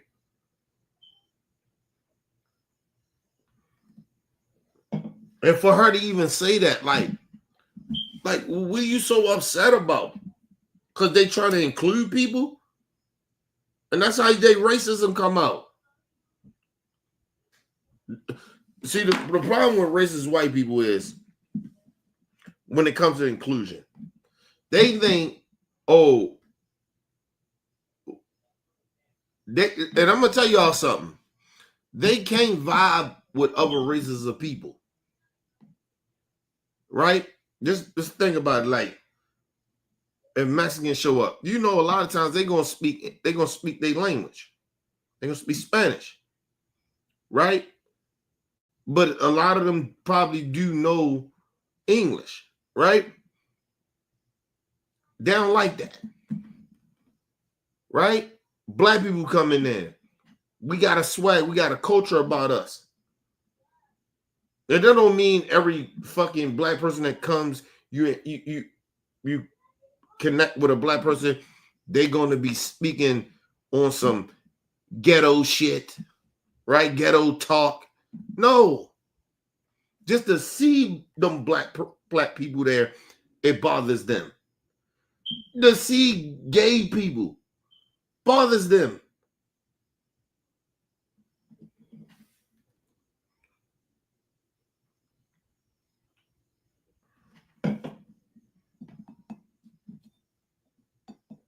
Listen, people, in the last 20 years, it is only maybe 2 races that actually know how to fit in with white folks. That is Mexicans and the Chinese. But the one thing about the Chinese, I give them respect. Nigga, they stay amongst themselves. They don't give a fuck. Nigga, they don't care. Like, they listen, they don't. It's something about the Chinese. They don't care about shit. Like, they don't, like, yo, they're about making that money. They hustling. Right? So I can't really say them sellouts like that, but there is some sellouts. But a lot of times, yo, I don't even think the Chinese like white people.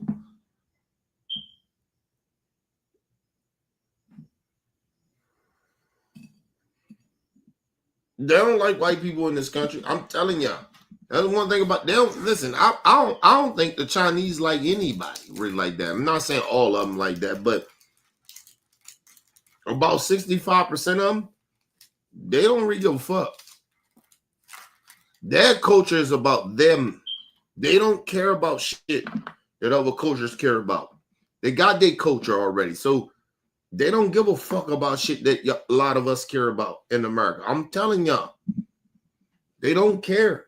Like they would stick together. They would do their own. They don't need you.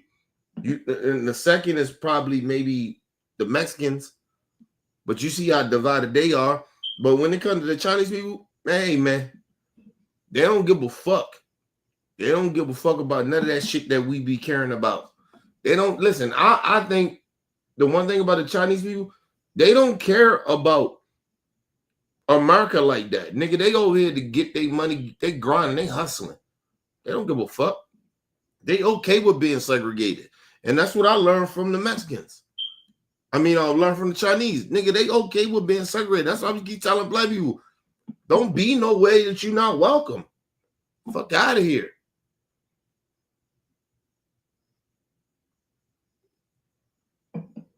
If you be real about that shit, the Chinese is rude to everybody. The Chinese people is probably rude to everybody. Cause they listen, nigga, just come and do what they ask you to. Just come and get what you're gonna get and get the fuck up out of there. They don't want to deal with you really like that. They want your money, but they don't want to deal with you. That's why I listen. I've been around the Chinese, man. Seriously, when I was growing up, I've been around Chinese. They rude as fuck. They don't give a fuck. I don't give a fuck what neighborhood they in, nigga. They is rude. Yeah, they could be serving white folks, nigga. They ain't no, like, all of a sudden they treat white people better. No, they don't. I'm telling y'all, they don't. Listen, their culture is very different, bro.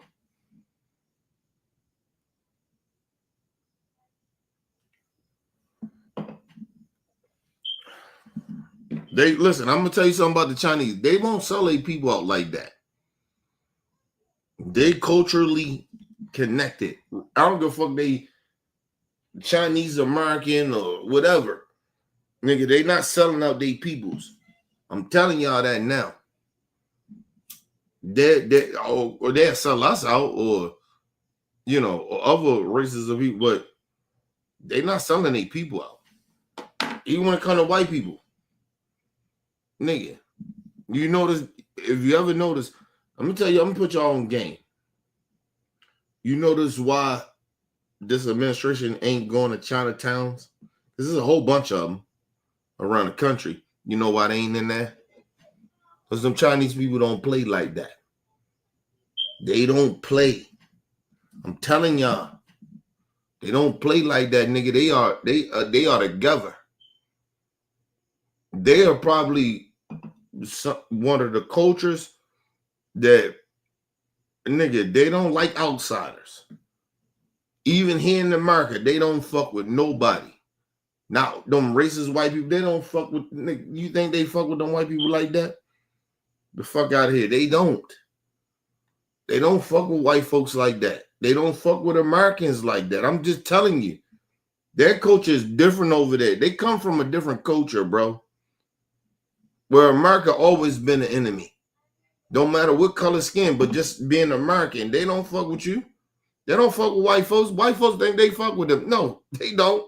They don't fuck with none of us in America. I don't give a fuck what race you are. You from America, they know you're. Man, go ahead, man. Them Chinese people be saying all types of shit about you.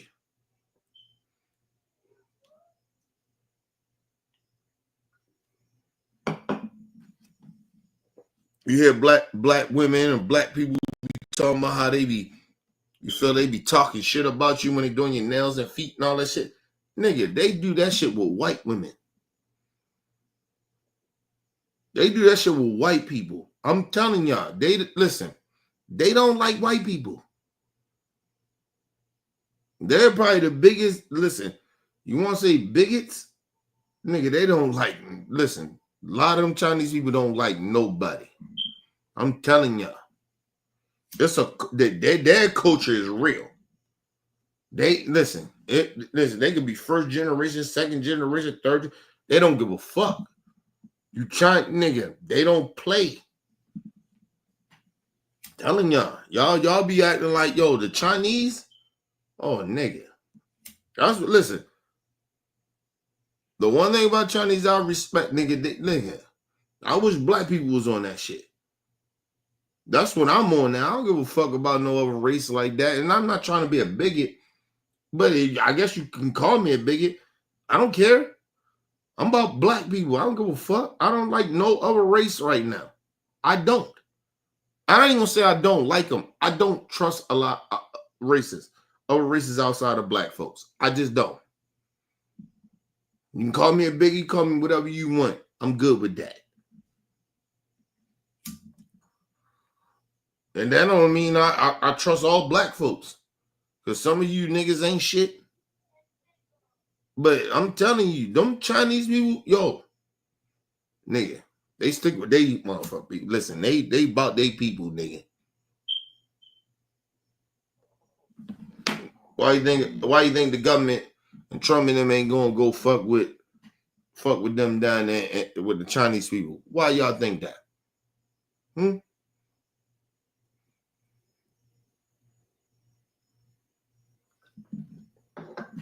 Listen, excuse me. And I'm gonna tell y'all something. They doing a lot of legal shit. But you know what? Ain't nobody talking down that bitch. Nigga, they try to make money. Because they come from a different culture.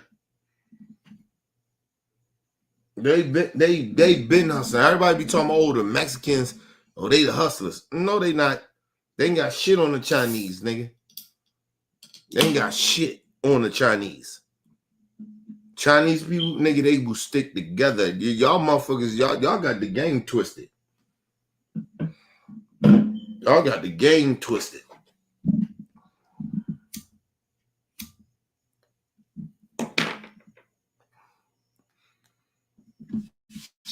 You give the Chinese community one business, nigga, they gonna open up about 6-7 of them bitches in a year.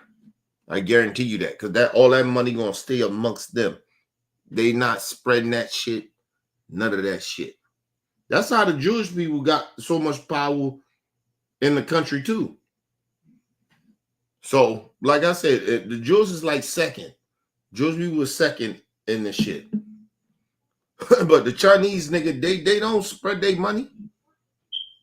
Nigga, they buy Chinese, nigga, they stick to whatever. They don't go out to go do other shit. They don't do that. Like, they don't do that. They keep that money inside. You spend this money here.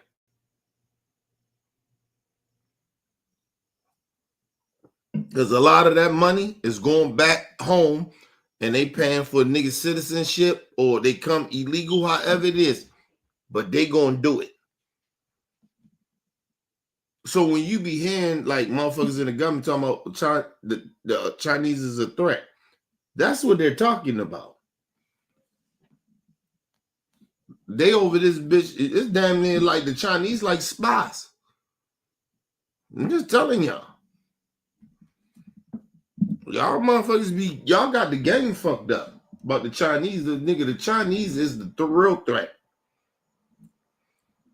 I'm not mad at the Chinese. I ain't trying to be bigoted towards them, but I'm just telling you, them motherfuckers is a threat. They all over here getting all that information and they send all that shit back home.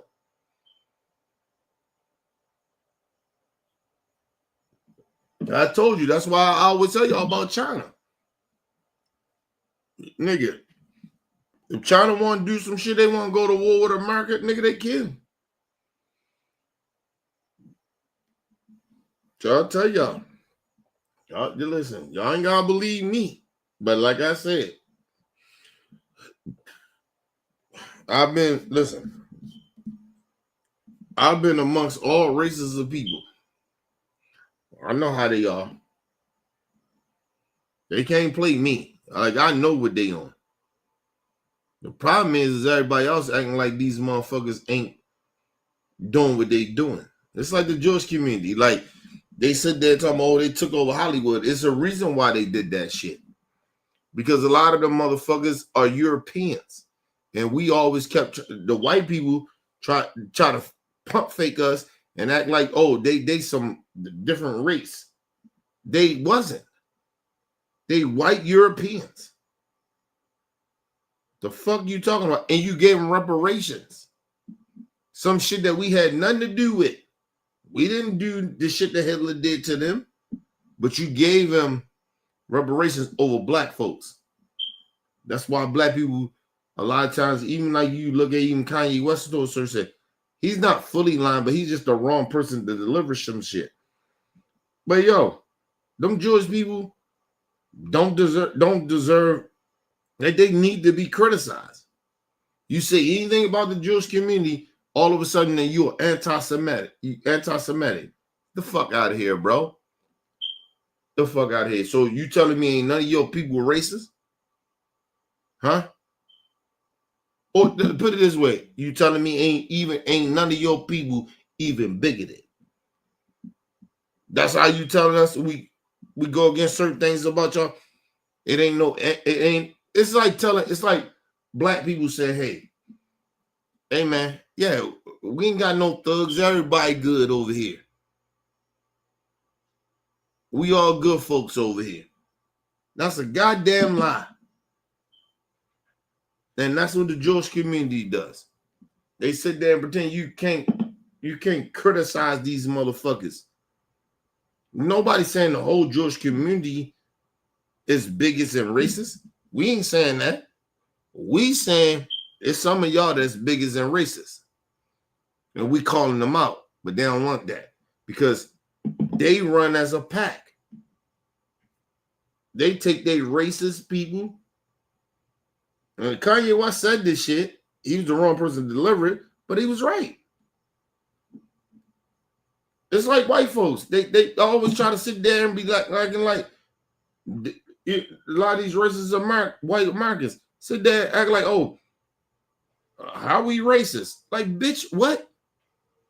So ain't no racist people on your side. That's like saying black people, we ain't got no gangsters over here. We ain't got no criminals over here. Like that stereotype that y'all try to group everybody with. That's like us saying, ain't no criminals over here.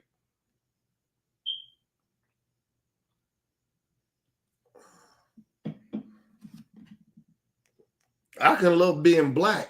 I can love my people, but I don't have to give all our people passes for doing fuck shit. I can call them out. And it seems like these motherfuckers, the Jewish community and the white American people don't like to do that. They make excuses for them. Well, this is my dad. He grew up a certain type of way. Get the fuck out of here. My dad and my mom and grandparents grew up a certain type of way. But my grandma ain't no fucking thug. She don't need to be harassed. Got aunts, uncles, aunts. Ain't never sold dope. Ever.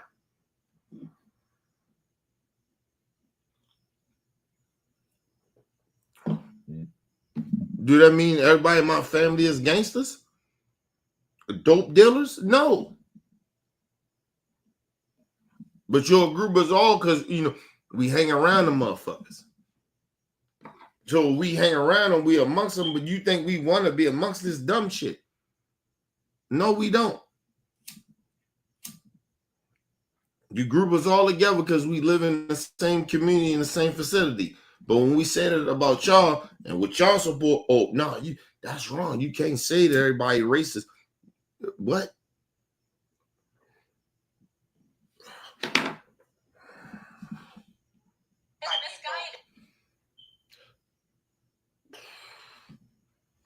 Let me get this last little bit out, people. Taking my daughter to school in the morning. up here and take. Left channel, right channel. Well, take me another shower. And be fresh and clean for my daughter early in the morning, take her to school. First day of school. That's what I do. Motherfuckers. I heard a motherfucker like I'm. Hold on, give me a second, y'all. Give me 1 second.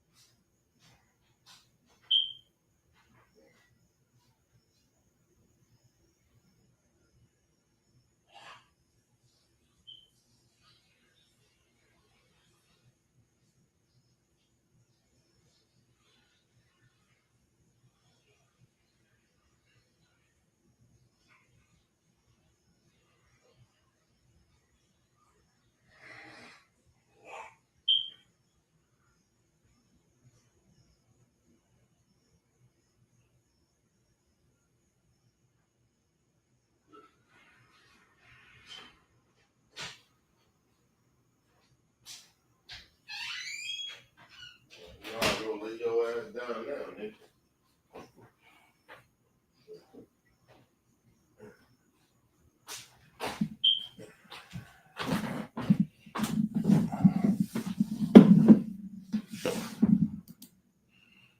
All right, people, I'm back. Yeah, let me get this out of here, man. I do gotta go. Get my ass in the shower, get up. It's only 9. You know the crazy shit about it, people, it don't matter how late I go to sleep or how early I go to sleep. I wake up every fucking day around about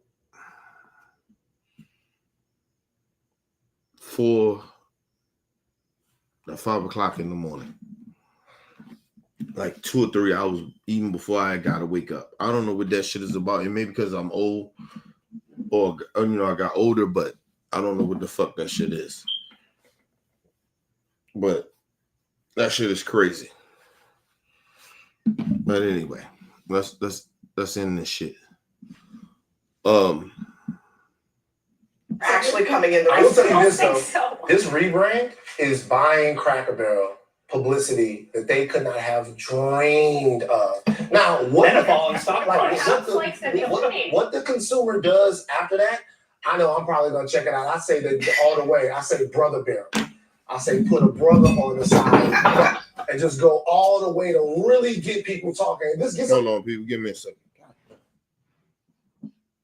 Damn. Not damn Astro. I don't know how the fuck I did that. All right. I got a sweep. Oh, no. A sweep or vacuum? I sweep. So I think my cordless vacuum's upstairs. But anyway, yeah. But listen to what Van Jones said, because this is the shit I'm telling everybody to do now. Go all the way to really get people talking. This gets under y'all skin. Let's go more. Let's go crazy with it. All right. We'll find out the numbers, won't we? We'll find out in their next earnings. Gonna get people in the door. I'm not saying that. I'm just saying the CEO is saying that it has been positively received by people who are actually coming in the I will tell you this I don't though. think so. This rebrand is buying Cracker Barrel publicity that they could not have dreamed of. Now, And a falling stock price.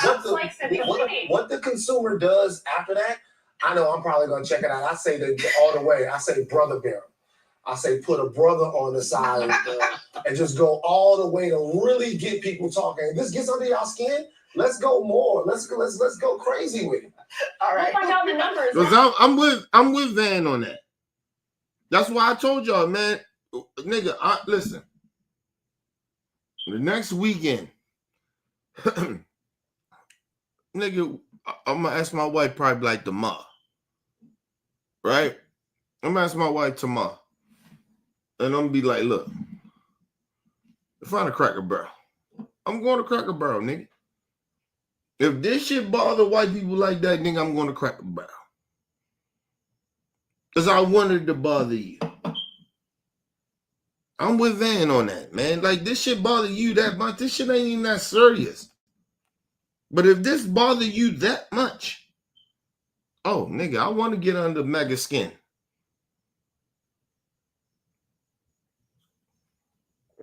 The fuck are you mad about? This shit ain't even that big of a deal like that. But, you know, to y'all, it's a big deal. So we gonna ride it out. Like I said, I'm going to a Cracker Barrel tomorrow. I mean, not tomorrow, this weekend. Coming up. Probably go on a Saturday or something if I don't work. If matter of fact, I probably do it whatever day. I probably go on a Friday or Saturday. You know, I don't know. Sometimes, you know, my manager and shit, she trying to recruit me to her fucking shift because they've been firing motherfuckers. Yo, motherfuckers been getting infractions like crazy. At the end of the day, we got 2 already and shit, and it's only Sunday. The week start out on a Sunday, nigga. The niggas already got 2. So hopefully we won't get no more, but I ain't working tomorrow, so I ain't, you know. I usually work on Mondays, but I'm taking my daughter to school, nigga. That's what I tell everybody. Like, let me say this too, right? I thought about this shit, right? On Real Talk.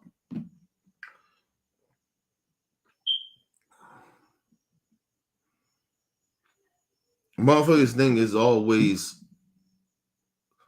even when it comes to black women and black men, you think it's about the money that you spend with your kid. I mean, spend on your kid. It's the time. It's being there when they want you to be there. Like, I could have told my daughter, I say, look, daddy gotta go work. I gotta make that money. You know what I mean? Yeah, it might hurt. Like, you know, I told you my wife got a new car or whatever, but I don't fuck. You know what I mean?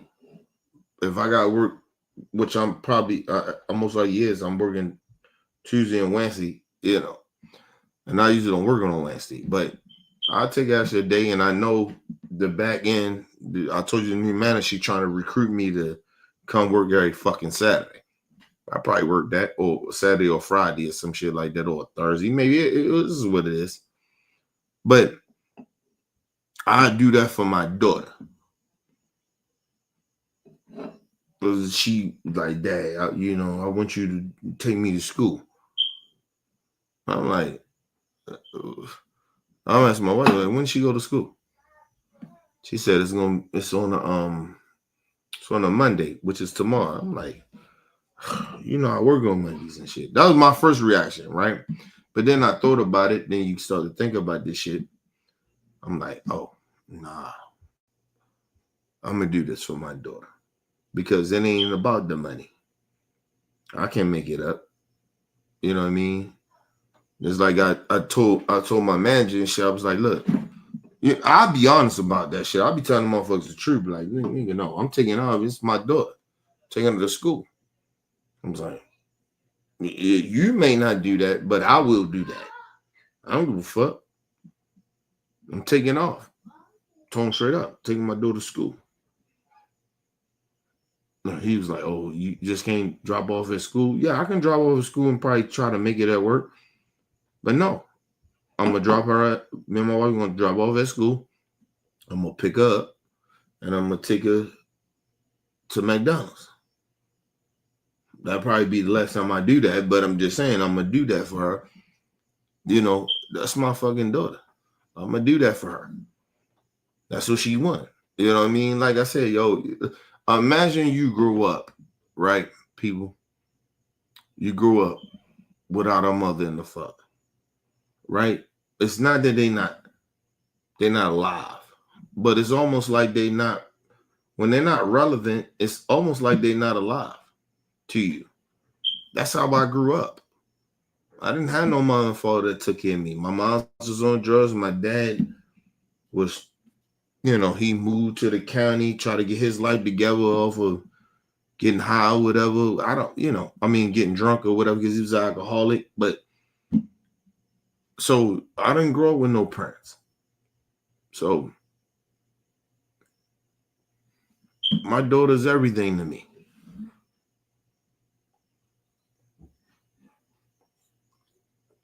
I don't care about shit that people care about. That's why I tell y'all I don't care about shit that I don't like people care about. I care about what my daughter care about. That's all that mattered to me. Because I always said to myself, as I've ever had a kid, my life would never be the same. I said this shit when I was young. Listen, if I'd had my daughter when I was young, I'd have stopped selling dope. I'd have changed my whole gangster life, street life around, nigga. I wouldn't have been doing that shit at all.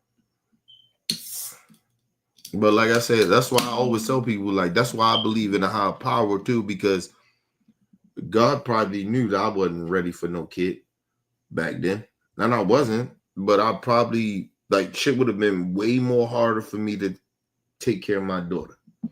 Like, I always tell people, I've been through a lot of struggle in my life and fucked up shit in my life, right? But that was only preparing me for her. It wasn't even about me. I needed all the wisdom, all the struggle, everything. I needed all that shit, all the pain, whatever. However you want to look at it, or however I want to look at it. It wasn't about me. This shit was about her, so I can be ready for her. So that's what I'm good. Listen, the only thing I ever been good at in my whole entire life, and I mean this shit from the bottom of my heart, the only thing I ever been good at is being there for her.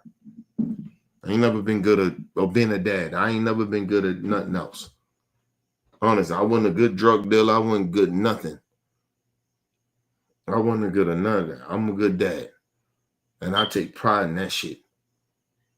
I don't give a fuck about none of the other shit people care about, what they proud of, who that's shit they they did in their life. I don't give a fuck about that shit. I ain't never been good at nothing other than being a father. So all I give a fuck about being good at. I don't care about nothing else.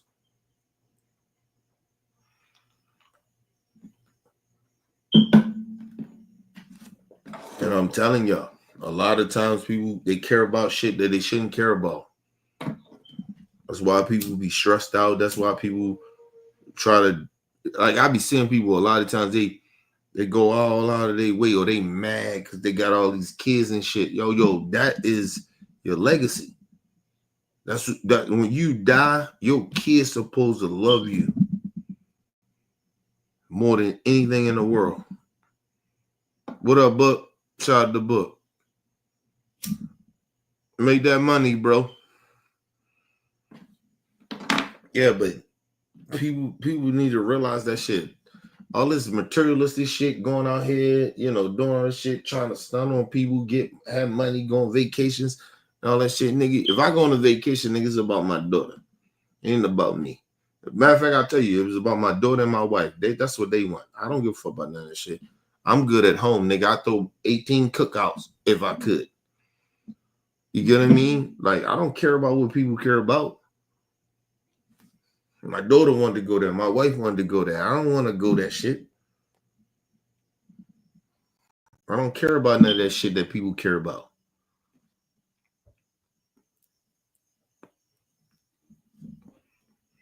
I asked my wife about, I think it was about a week and a half ago. Maybe it was a week and it was a week and a half ago. I asked my wife, I say, what else she need for school? Anything she need from school? She said, babe, she good. I said, damn. Like, we did it already? She said, well, we good. She good. She got everything. I said, oh, shit. And shout out to my wife. She's a great mom. I couldn't do this shit without her. I'll tell you that shit.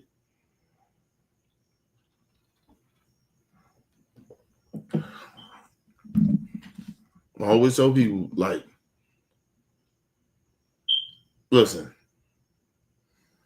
I don't give a fuck how gangster a nigga is, or gangster niggas I know, how good a nigga is. Ain't nobody been better than my wife as a person ever. My wife is the greatest. I ain't never been around nobody that know how to juggle shit. And I'm talking about what I mean by juggling. I mean by like me. Like, you gotta understand, before my daughter was born, nigga, she was like dealing with a child. Because I was inconsistent. I was off the chain. I was wild. My family was like, oh, just take that nigga. If my wife told you the real story of like my family, even my mom said that shit to us. Like, oh, take that nigga. Because I told you, I've most likely been dead or in jail. I'm telling you. And my mom's, and they weren't wrong about it. They weren't wrong about that shit, nigga. I'd have been dead like my homie Gary, man. God rest his soul. I'd have been dead like him, bro. I had too much of backed up anger. That's how I look at that shit now. Like, I had a lot of backed up anger where I could have fucked my whole life up if my wife didn't come into my life. That's why I thank the higher power for that, man. Because listen, that's why I always tell people my wife is my soulmate. Like, yo, I needed her. I always need her. Like, it ain't just I needed her then. I always need her. She my soulmate. I need her. She the person that calmed me down. She the person that always be there for me. Always. I don't have to depend on nobody else. I genuinely don't.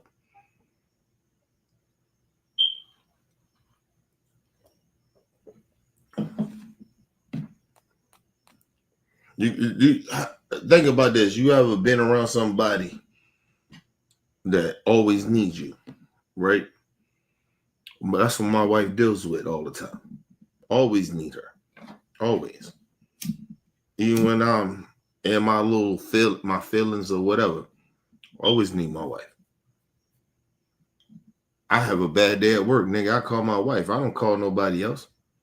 I call her. Hey, babe, man, this bullshit happened or whatever. All right, babe, calm down. She's like, I know how you are. Like, you get what I mean? Like, my wife always been my rock. That's why she loved my life. You play with her, I kill you. That's how that goes. You know what I mean? And I try to go out my way to do the best I can do to try to make her happy. You know what I mean? But yeah, my wife always been my soulmate. Always. Still to this day, she still is. Still in love with that woman. Nobody is better than her to me. Nobody. Other than my daughter. But we made that commitment too. We was like, oh, nobody's better. Nobody is out of us, right? Because we love each other or whatever, right? Our daughters, she come first before anything. Man, my wife made that decision. I think we probably made that decision way before. Like, we made that shit like we was in our 20s. So we ever had a kid, you ain't gonna mean shit. I mean, you still gonna mean something to me, but it ain't gonna be like that.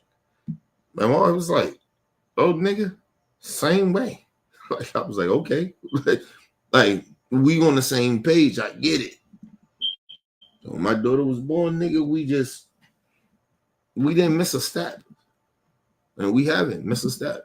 My daughter's the love of our life. You know what I mean? She come before either one of us. But you play but don't get it twisted. You play my wife, nigga, I kill you. You play with our kid. And she'll kill you over me too. My wife don't play over me, nigga.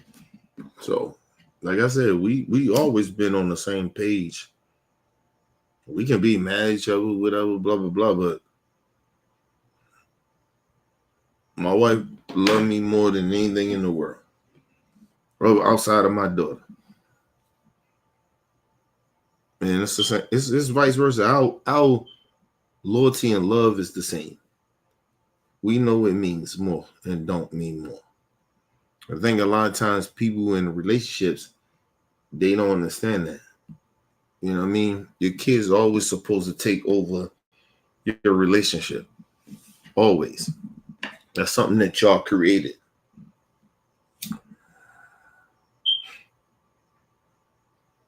And you got to think about this too. People like, oh, well, I'm not getting sexually pleasured like that. If you have fucking kids, you shouldn't be. You shouldn't be. You shouldn't be sexually pleasant like that. This your fucking kid. Like, yo, all that sexually present shit, or people, oh, I need this and I need that. Like grown ass parents do that shit. That shit is weird to me. Like, yo, your kid means more than your fucking sexual preference. It don't mean shit. Your kid supposed to mean more than anything.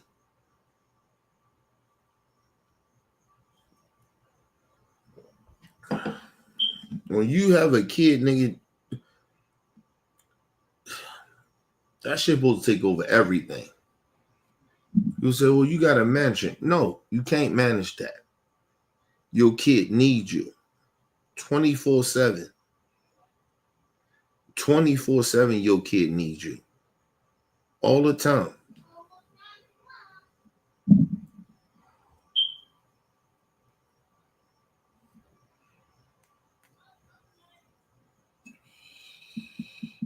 And then imagine we deal with the kid that has disabilities.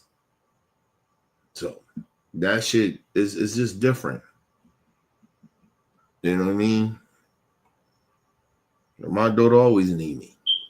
My daughter always gonna need her mom. So, nigga, we always gonna be together. You know what I mean? She always gonna need us 100. So everybody, listen, I always say this, even with my family and shit, they be like, oh, you don't come around and shit, nigga, my daughter need me. My daughter need me. See, when I always say this too. Let me say this. My family used to me coming around all that when I was on fuck shit. They don't like who I used to be. But now they don't even like me even more, a lot of them, because I don't come around. Think about that. You didn't like me when I was out there and I ain't had nobody I loved that cared about. I only cared about y'all. I did all the fuck shit. Cared about that shit. But now I got somebody that I don't give a fuck about none of that shit that y'all talking about. My daughter come first. Now all of a sudden, now I'm a fake nigga. Now all of a sudden, you don't care about the family and all that shit. But okay, cool. I care about that little girl more than anybody in the world. So I don't give a fuck about nobody else. I genuinely don't. Seriously. My daughter comes first. And you know the shit is real because, like I said, my wife is the love of my life. My daughter comes before her. And it's vice versa for her. So, like, nigga, I don't give a fuck about family talking about why I so loud or nigga, you ain't the same like how you used to be. You don't come around or, you know, and get the fuck out of here with that shit. When I was around, you motherfuckers bitching complaining about who I was and how I was carrying shit. And I actually genuinely cared. See, the thing they don't tell you is that I always cared about the family. I wanted to protect it. But now I don't really give a fuck about that shit as much as I used to. Now that I don't care about it, now the family like, oh, he changed. He ain't like that. He don't come around. He don't call. He don't do this. I don't give a fuck. You motherfuckers didn't appreciate when I was around and I was doing the shit I was doing. I was a headache to y'all. And probably you might be right, but you didn't appreciate me. So I'm good. I'm good now. Nigga, my focus is my daughter. I calmed the fuck down. I'm not as violent as I used to be. I'm not as controversial like that. You don't see me like that. Leave me be. That's how I figure that shit. My daughter made me calm the fuck down. Not none of y'all, because every time I get around y'all always had a problem with me being on 100 or me acting a certain type of way. Well, my daughter, no, nigga, I don't be on 100. I'll move respectfully. I'll move like I got some fucking sense. And so, yeah, my daughter did that for me. None of y'all motherfuckers, y'all always criticized it. So now I don't hang around. Now all of a sudden they mad. Family mad. Then, oh, Kenny tripping. He don't hang around family. Okay, cool.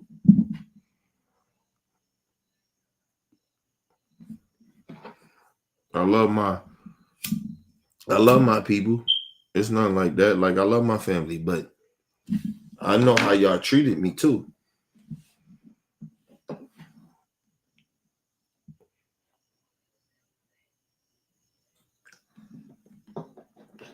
I'm gonna love life, bro. I'm not gonna let people play me like that no more. You know what I mean? My daughter is my main focus. I don't give a fuck about a lot of shit that people care about. Right? I care about my people, of course I do. But my people come first. But nigga, my daughter come first. She a part of those people, so of course she come first. I love my people. I love black folks, but nigga, my daughter come first. When that little girl was born, nigga, I knew that it ain't nothing. I couldn't be the person who I used to be. I knew that. I knew I couldn't be, people. And that goes to my family. Like, I knew I couldn't be the same person, man. I couldn't hang. I couldn't hang even around my own family. I couldn't hang around y'all like that. Sorry to say that to y'all, but I couldn't hang around my own family like that. Like, I couldn't. I just couldn't do the shit that I used to can do. Like, I got motherfuckers in the family that wasn't even street motherfuckers like that. Right? I used to protect them in the street. Right? I got cousins and shit. People telling me, oh, nigga, Kenny ain't like he used to be, nigga. That nigga, he don't fuck with us like that. He acting like this. I got cousins. Now, I know you motherfuckers wasn't really like that in the street. I used to protect you in the streets. And now motherfuckers like, oh, he don't come around no more. You know, that's the type of shit I deal with, y'all. Real talk. I'll be real with y'all about shit. Like, yo, that's what I deal with my family. And then when I do come around, they're like, oh, here he come. Because they know I ain't for that bullshit. I'm 100. I'm 100, nigga. I don't play. I remember my cousin, she said to me, I was at a cookout. I think it was like my dad threw some shit. And I went to a cookout. And that was the last 4th of July shit I've been to. And my cousin,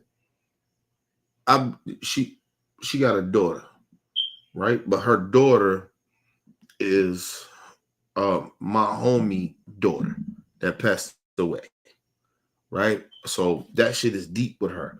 So I look at her in a total different shit. She almost like my kid, right? Like, I look at her a certain type of way, right? I know she gonna be taken care of. I know all that shit. She good. If she need me, she know better. She know if however it is, financially or some street shit, she know me. She got me, right? But I didn't know. I ain't been around in a minute, so I did not know that. Yeah, she had a boyfriend, yo. And I forgot how old she was. I'm telling y'all, that's how crazy this shit is. Like, that's how I don't come around like that around my family. I forgot how old my fucking niece, my little cousin was. Right? I forgot how old she was. But for her, she knew me though. Right? It wasn't even about her mother, but it was about she knew me. She know how who her dad was. She know that. And her dad passed away in them streets. She knows that. Right? Which her dad is the fucking cousin of my fucking wife. Right? So she knows all this shit. Right? Man, she had a dude she fucked with or whatever. And I don't know this nigga. I didn't even know she was even fucking with this nigga. I didn't know nothing about it. And man, she came in, right? I seen her first, right? But the nigga came later. But I know I was all around the family and shit. You know what I mean? And I told you my aura is different too. And I told you when I come in with my family and shit, my aura is different. I can take over some shit. That's how big my aura is. So a lot of my family, as much as you think that they love me, a lot of them hate that shit. A lot of them jealous of it because they don't have an aura. Or he come in, all of a sudden this nigga think he this. Like, I got family like that. So, man, my fucking little cousin, she says that she came in. I talked to her earlier, whatever, you know what I mean, gave her a hug, whatever, told her I love her, whatever. You know what I mean? I came in my aura what it is. I'm already there, nigga. My aura don't leave. And that's the crazy thing about it. When I come in the room, my aura don't leave. I'm there. So my aura's there. My little cousin, she knows this. She know me. Man, she came in with the dude, whatever. I guess he came a little later, whatever. He come in. She was like, oh. And, you know, he said hi to everybody, whatever, blah, blah. She was like, oh, no. She said, hey, oh, this is my cousin, Kenny, blah, blah. You know what I mean? So, such, you know what I mean? Speak to my cousin. So I'm like, see what the nigga, I'm looking him up and down because, nigga, I'm always overprotective of my family in a way. That's just me. That shit don't leave me. Right? So I'm very overprotective. Who this nigga? That's my little cousin too. Like, and she like a daughter to me because of her father. Right? That's passed away. So it's a different vibe. So I'm looking at this nigga like, who this nigga? Whatever, you know, I'm looking up down, you know, he respectful, he good. And I'm looking at my cousin like, I appreciate that. Showing me like, show some respect. Cause she didn't have to do it, but she did it. Right? So we saw sitting at the table, right? So we just talking or whatever. We randomly talking and shit. And so I say, yeah, yo, shout out to my cousin, man. Cause she didn't have to do that and shit, with her boyfriend and shit, to show the respect to a motherfucking big cousin and shit. My fucking cousin, which is her mother, which is my little cousin, she said some shit out of her mouth like, oh, she ain't had to do that to show you that. I'm like, I didn't say that. I said that I appreciate that she showed the type of respect. I didn't say she had to do that. I said I appreciate that. She like, oh, whatever. She started getting, saying whatever, trying to backpedal and shit. And I'm like, see, this is why I hang around you motherfuckers. You motherfuckers don't understand real shit. I say, yo, I appreciate that. She didn't have to do that. Everybody know how the fuck I get down, nigga. I say, hey, and I try to tell her, right? But no, I took it back. I say, I'm thinking to myself, I say, you even know how I get down with your boyfriends or any nigga come around the family like that. I'm always like that. I could be gone for years. And nigga, I'm always like that. You bring some new motherfuckers I don't know, nigga. I don't know them motherfuckers. And y'all just bring these niggas around. I don't know. Well, King, they say, King, you ain't been around. I don't give a fuck. I'm certified. In this family, I'm certified. So I don't give a fuck if I come around or not. I don't know these niggas. That's how I move. People, that's what I'm trying to tell you. Like, I'm certified in my family. You can play that game with me all you want, nigga. When I move, I move. Everybody in the family know how I get down. But now you want to play like, oh, you somebody in the family now and shit like that. Okay, that's cool. I get that. I respect that. But don't disrespect who the fuck I am. I'm who the fuck I am. Yes. Motherfuckers, listen, when they younger than me, all my little cousins, nieces, nephews, all of them know I don't play like that. I don't play like that. And that shit is established. Or you can't say certain shit to cousin B, or you can't say certain shit to him. You know how that nigga is. Like my shit is established. And if you don't know, I remind you. That was my thing. But I wasn't trying to get out on my little cousin and shit, which was her daughter. I wasn't trying to get on her. It wasn't no big thing like that. It was just, I respect that she did that. Because everybody know, if I don't know a motherfucker that come in the family, I don't give a fuck how long I ain't been around. Nigga, I'm who I am. I don't play like that. I don't know these motherfuckers. I don't know who you just start fucking with. The fuck out of here. And it's not the disrespect to try to punk them niggas. It's just, nigga, I don't know you. Who you? And I've always been that. Ain't nothing changed about me. But like I told you, the thing about them, they changed in that way. And I had to respect it too. She was like, she didn't have to do that. I say, no, she didn't have to do it, but she did it though. Didn't she? She was like, what you mean? I said, she did it because she know who I am. I'm respected. And then when I said that shit, all of a sudden she changed her tone and shit like that. I say, no, she didn't have to do it, but she know me. I ain't got to be around for years and motherfuckers know who the fuck I am and how I get down. You be around all the time trying to take over shit, trying to be something, trying to take over somebody else shit. Nigga, I'm already established in the family. You trying to take over for what other aunts and other people in the family do.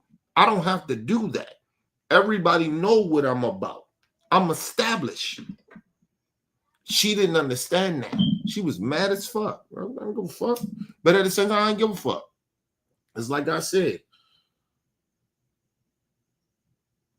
You was already out of pocket when you tried to check me. Check me for what? Oh, she had to do it. No, she didn't have to, but she did it though, didn't she? She did it though, didn't she? I told her she did it, didn't she? She said, yeah, okay, because she know how I am.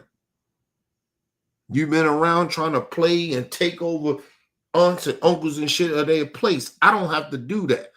My shit is established. They motherfuckers know who I am. I ain't never changing. I don't want to be nothing different from that when it comes to the family. That's why you motherfuckers don't want me around, because you already know. I know what it is. You partly scared of me, but the other part is you jealous of me. And I'm not saying everybody in the family. I'm just saying a lot of them, they jealous of me, bro. And a lot of, like I told y'all, and I'll be real about this, a lot of people in my family, the reason they jealous of me, because they thought I'd be dead by now. Give me 1 second, y'all.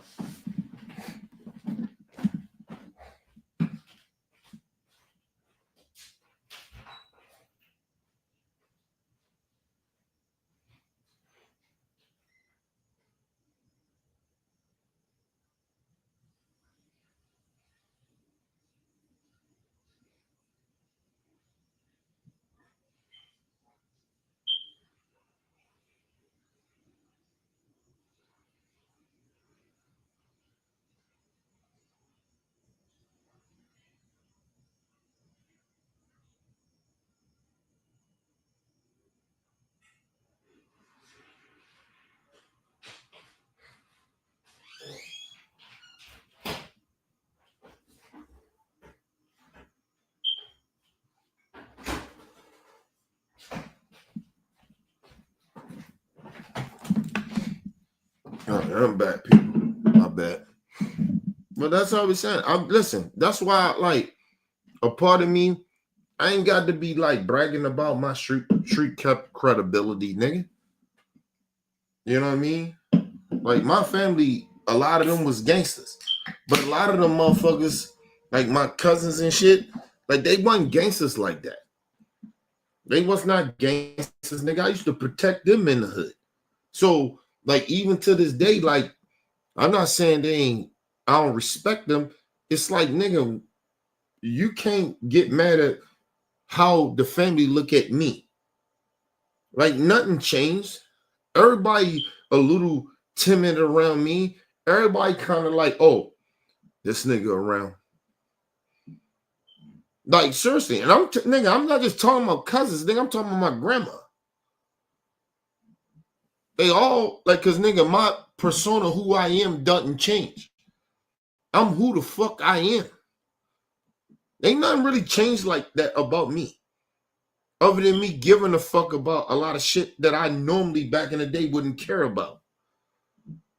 Seriously.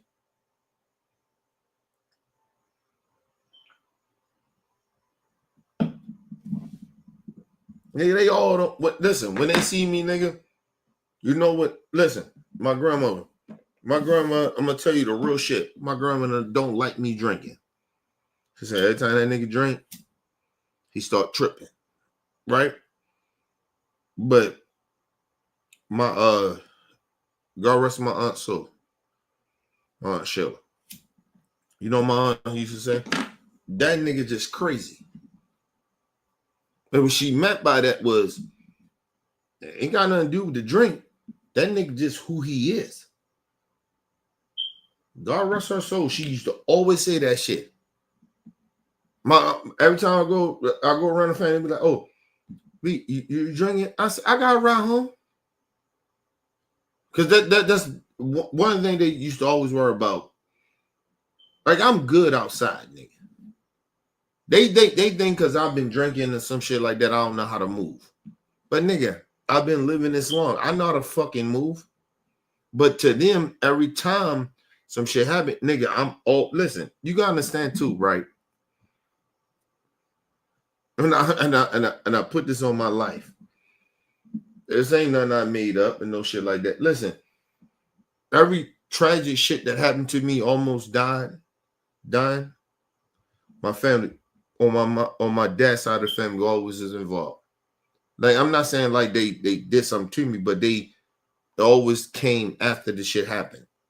So they like they overprotective of me in a way, but they scared of me.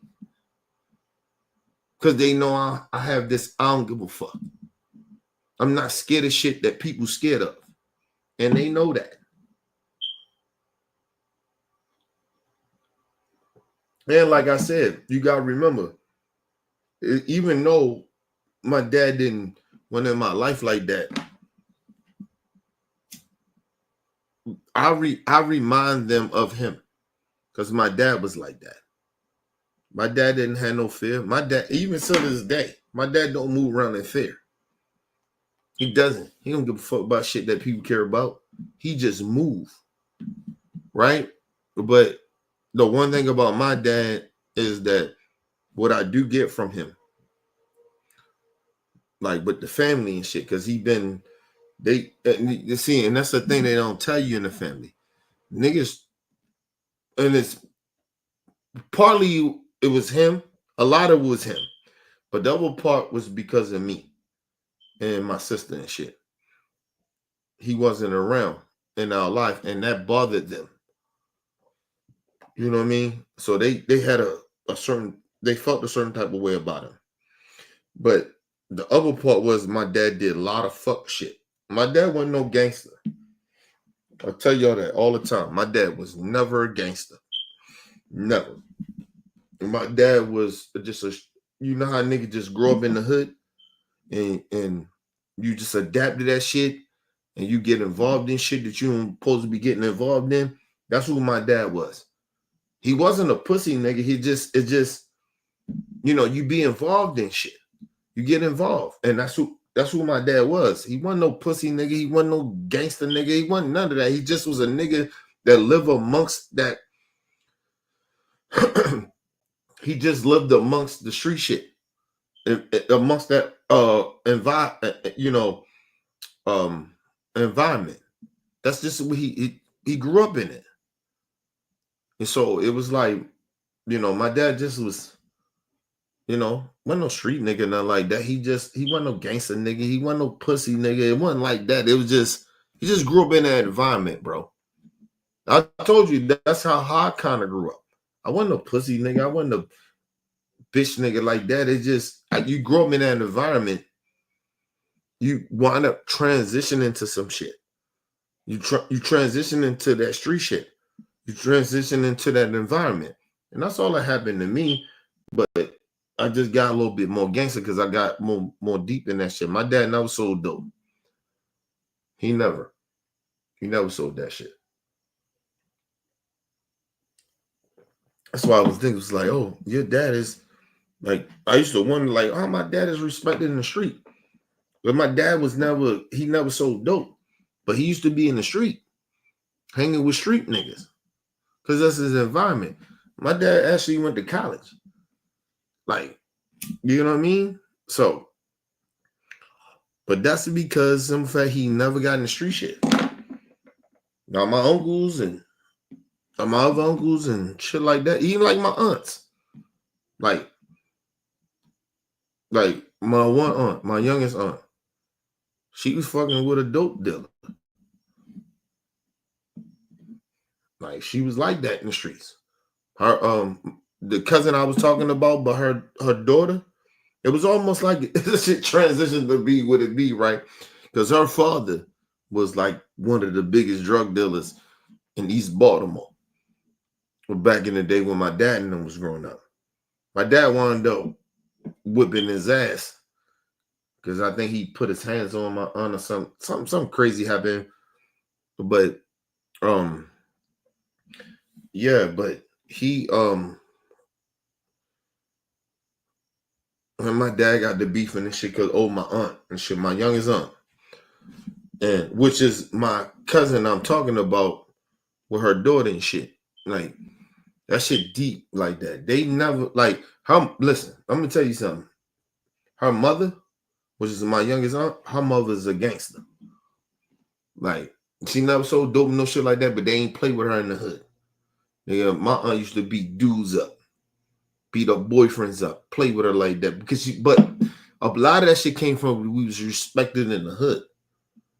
You know what I mean? So a lot of them niggas like probably didn't want to go that far with that. And she was a woman too, so it was kind of like, you know what I mean? But some niggas didn't care. But if you put your, like if that happened to one of my aunts, I think it was my oldest aunt. Motherfucker put hands on my aunt and shit. I think it was it her? It was my aunt Cheryl? Trying to think. Cause one of my aunts, they put hands, one of the dudes put hands. Oh, no, it wasn't my aunt. It was my aunt that passed away. My aunt Sheila.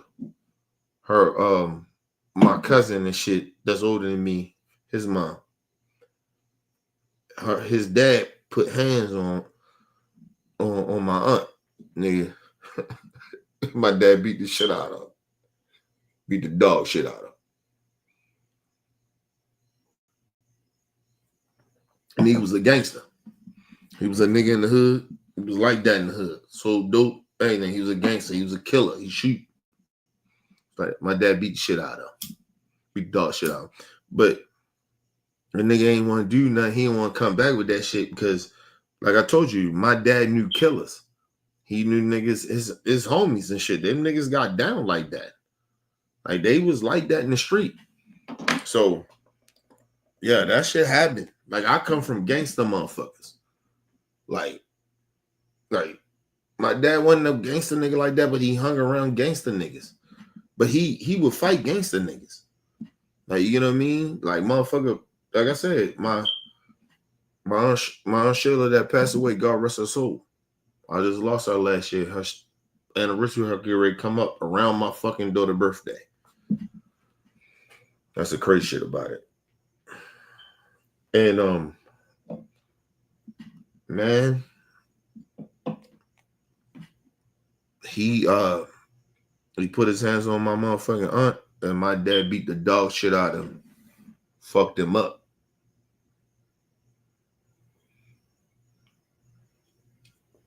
And you gotta remember, back in those days too, niggas used to fight, but guns was involved. He was one of them big niggas. He was a big drug dealer nigga back in the day. My dad beat the shit out of him. He beat the shit out of him. Beat the dog shit out of him. And we, you know, he could have tried to kill my dad and shit like that. I think he did try to, but my dad was just a little too much protected. Like I told you, we knew real street niggas. Like a lot of our family, even outside of my dad and shit, it was niggas outside of my dad, cousins and shit that was us, like my older cousin, like way older cousins and shit. That was, you know, my dad and them age, they was gangster niggas. So it was like, you know, he could have tried to do some shit. If he either did that shit, he would have died from us. But, you know, he wound up dying in them streets, though. Somebody else killed him in the streets, though. Yeah. And the crazy shit about it, that is my cousin, Black Boy. That's my favorite cousin. That's my dude. I love him. That's his mom passed away, Mom Shield. That's his mom. That's his dad. And, yeah, man, dad got killed in the streets. It wasn't from the family. It was from some shit in the street shit.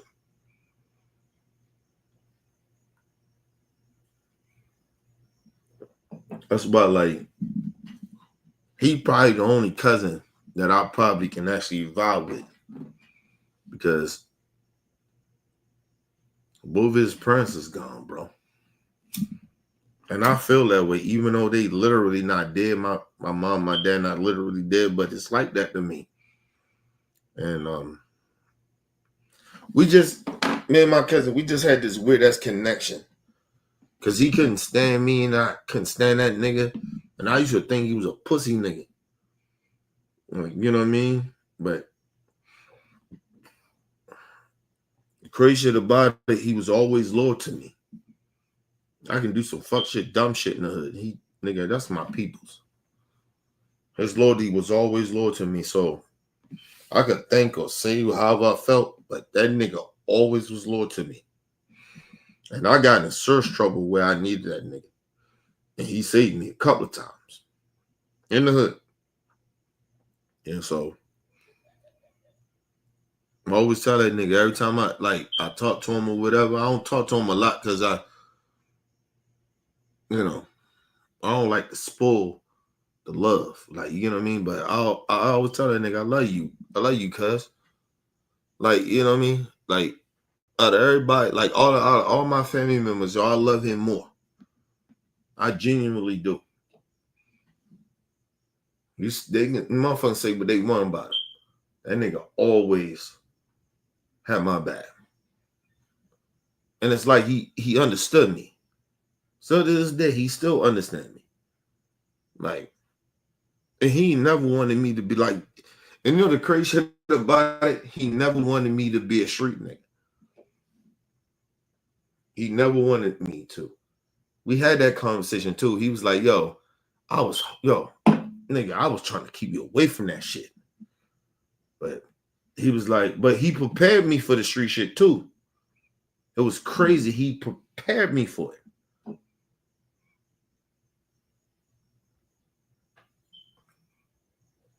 Like it was some shit. My cousins used to always say to me, tell niggas like, leave my cousin alone, bro. That nigga is different. When I turned to a real gangster nigga like that, I was different. And so, my cousin used to be like, just leave that nigga alone, man. That nigga on some other shit. Like, you know what I mean? My cousin, he used to always try to protect me, but he used to always tell people like, when I be turned out that real gangster nigga, He's like, yo, just leave that nigga alone, man. That nigga, yo, he different, bro. You know what I mean? But like I said, what helped me too, because I hung around them. And I'm talking about my big cousin and shit. Like I hung around them. So I learned a lot. So by the time, even now, like the shit I know and how I act and how I move, is because of him. And the niggas I hung around, the older niggas. I didn't hang around, like, yo, people think I hung around niggas in my age a lot. In the beginning, I did. But like, when I started to more and more get out the game, when I started getting like later in my teens, I didn't hang around niggas in my age. I genuinely didn't.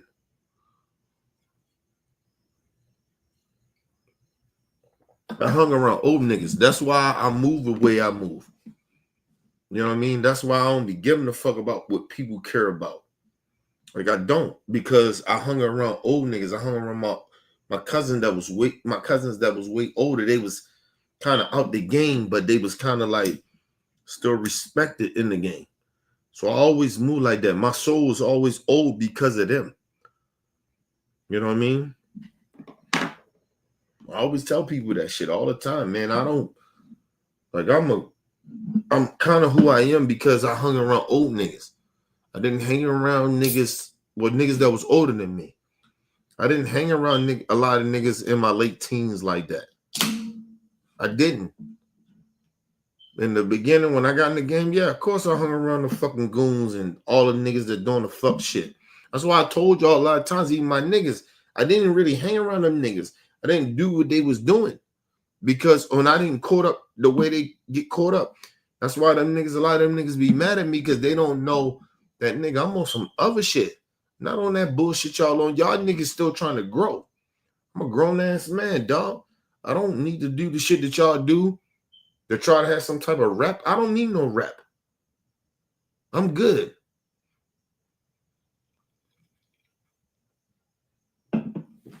Listen, I tell motherfuckers this. I roll to the hood, right? When I go to work, right?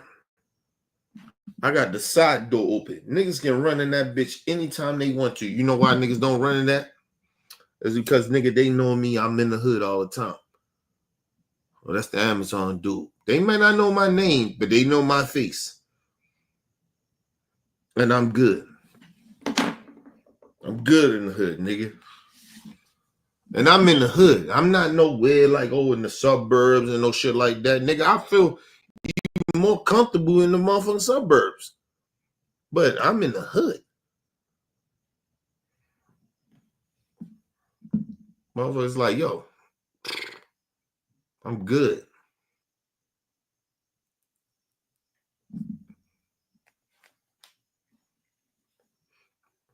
What I tell y'all, I'm more comfortable in the hood than I'm anywhere else. So, nigga, I ain't never scared when I'm in the hood.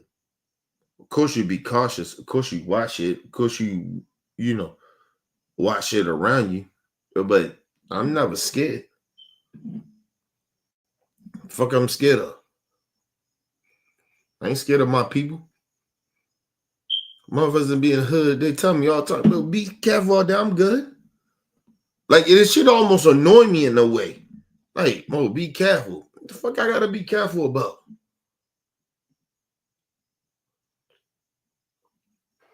Listen, even if some bad shit is possible to happen, right? I don't move that way. Nigga, I show too much respect to people. You get what I mean? I respect my people in the hood. You get what I mean? I know I'm in a lot of fucked up environments. I know that. But nigga, I respect the people there. I don't be disrespectful. I don't act like, I'm scared. Fuck, I'm scared of. I ain't scared of my people like that. I talk to the people. Motherfuckers be like, motherfuckers be talking to me. Like, blah, blah, blah. Yeah, I said, I talked to them for a minute. I want to keep moving, but sometimes you got to slow the fuck down and talk to the people. You think It's older people in the hood too. Just today. Motherfucking, I'm in the middle of the hood. It's an older lady, right? That I'm delivering to. Excuse me. And I go deliver to her, right? Or whatever. I'm taking the picture or whatever. And the next door people, because they look out for the elders, right? Which was an elder lady, and what she was. They say, hey, can you just slide that in her door, please? Can you do that for us? I could have said, no, that ain't my job. I could have said that. And I'd have been okay of doing that and saying that. Because I don't have to take that shit and slide that shit in her door. Give a fuck if she old or not. But I respect my elders, number one. And then number two, nigga, I respect the hood. So I said, nah. I told her, nah, I got it. I got you. No problem. You know what I mean? Because I respect my fucking elders. And I could see this lady was old. Even if she wasn't old and she asked me, can you just slide that in for me? I got you. No problem. Because I respect my people. You don't know what people's disabilities are or nothing like that. Right?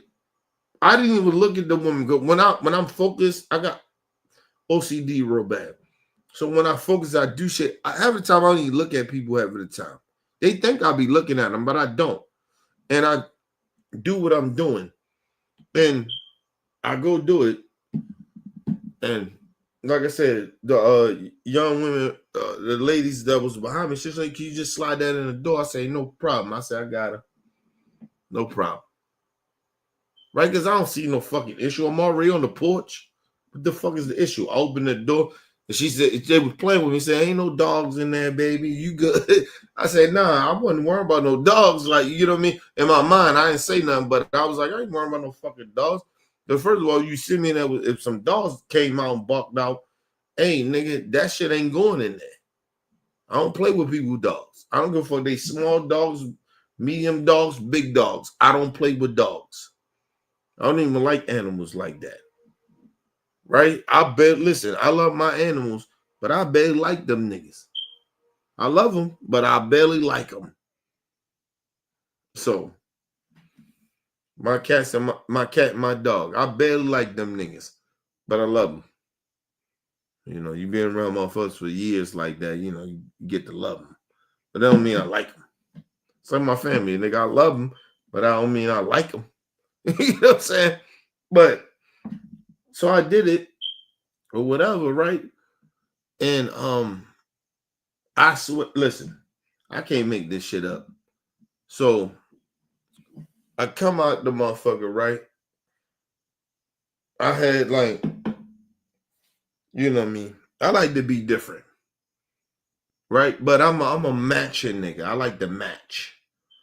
Right? I still got the colors of Amazon or whatever. But nigga, you might see me in a motherfucking lime green shirt.